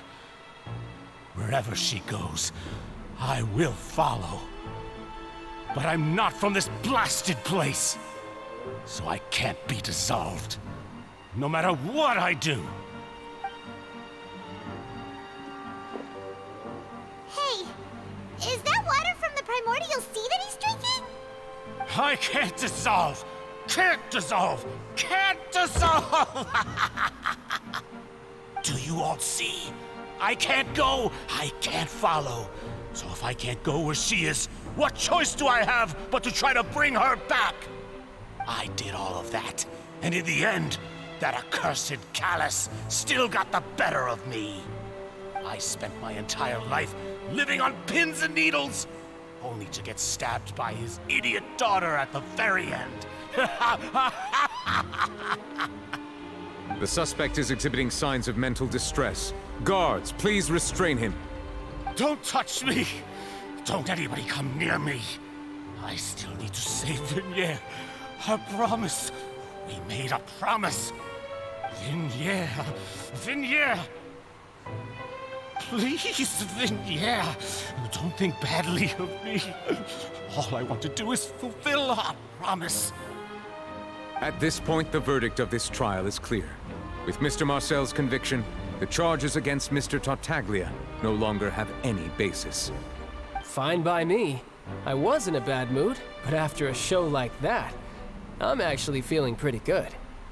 Traveler, please submit all the evidence you have collected to the guards, so that I might review and summarize the truth behind the serial disappearances case.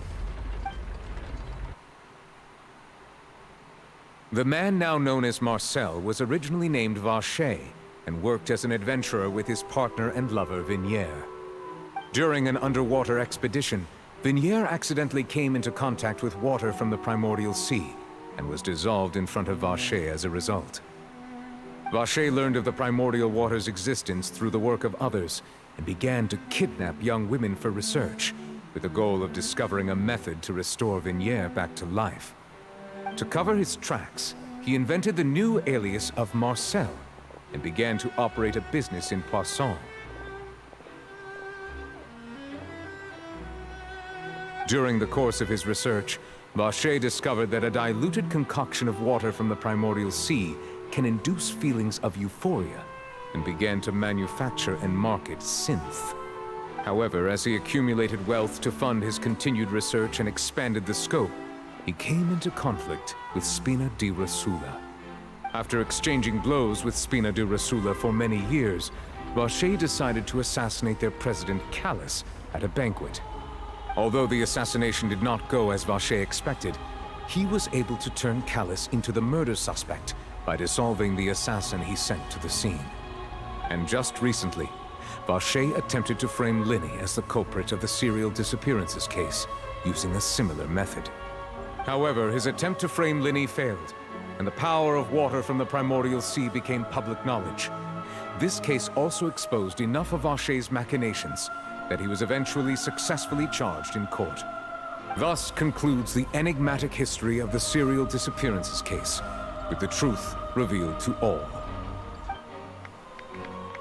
This is not for entertainment. The oratrice will now deliver the final verdict regarding the charges against Mr. Vacher.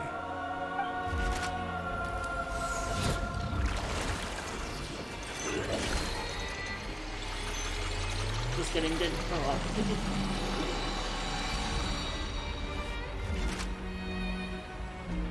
According to the judgment of the Oratrice Mécanique d'Analyse Cardinale, Mr. Vacher is guilty. Guards! Take Vacher away. Good. It's what he deserves. With that, the serial disappearances case is over now. We really just witnessed history. Who would have thought the true culprit would be such a polite and well-spoken guy? Yippee! We helped Navia bring the bad guy to justice! He's hurt so many innocent people and now he's finally getting what he deserves. Huh? Are you okay?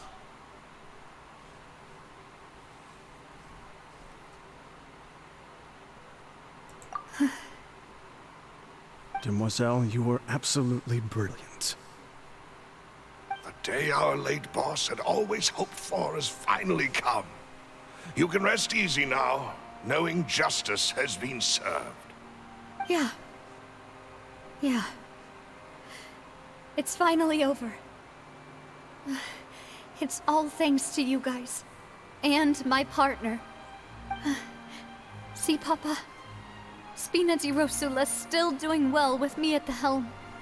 Well now, hasn't this been a most delicious piece of drama? The villain has been caught, justice has been served, past wrongs have been righted, and it's a big ol' happy ending. Since it's been such a great show, I'll just let the false accusations against me slide. Either way, I've still got some business to attend to. So, if you'll excuse me...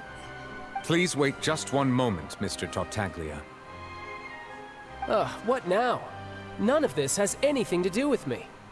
According to court protocol, since this trial was initiated due to a charge against you, a verdict must also be made regarding the initial charge before the trial can conclude. Oh, come on. Is this really necessary? Haven't you already caught the real criminal? Isn't it time for side characters like me to exit stage left? Please respect the laws of Fontaine. This has always been the rule. All right, but this sure is a lot of hassle. All I need to do is stand over there, right? Let's just get this over with. Through evidence presented in the public trial that was just held, it has been established that Mr. Tartaglia has no direct connection to the serial disappearances case. The guilty party has been identified, and thus it is logical to suppose Mr. Tartaglia is innocent of the charges. We now turn to the Oratrice Mécanique d'Analyse Cardinale to render the final verdict on the charges.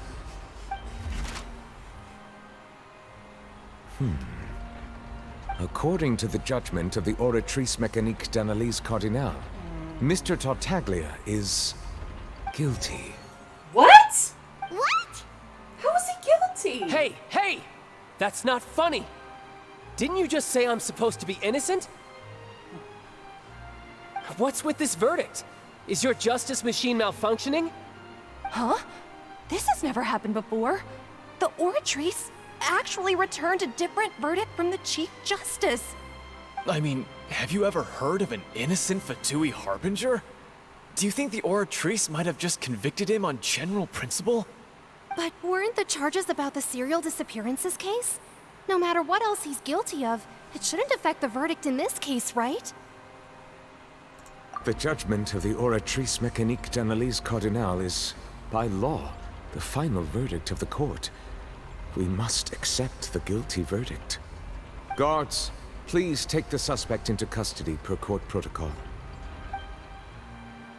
You serious? I don't like him, but he didn't do anything wrong. So this is how justice is done in Fontaine. What a joke.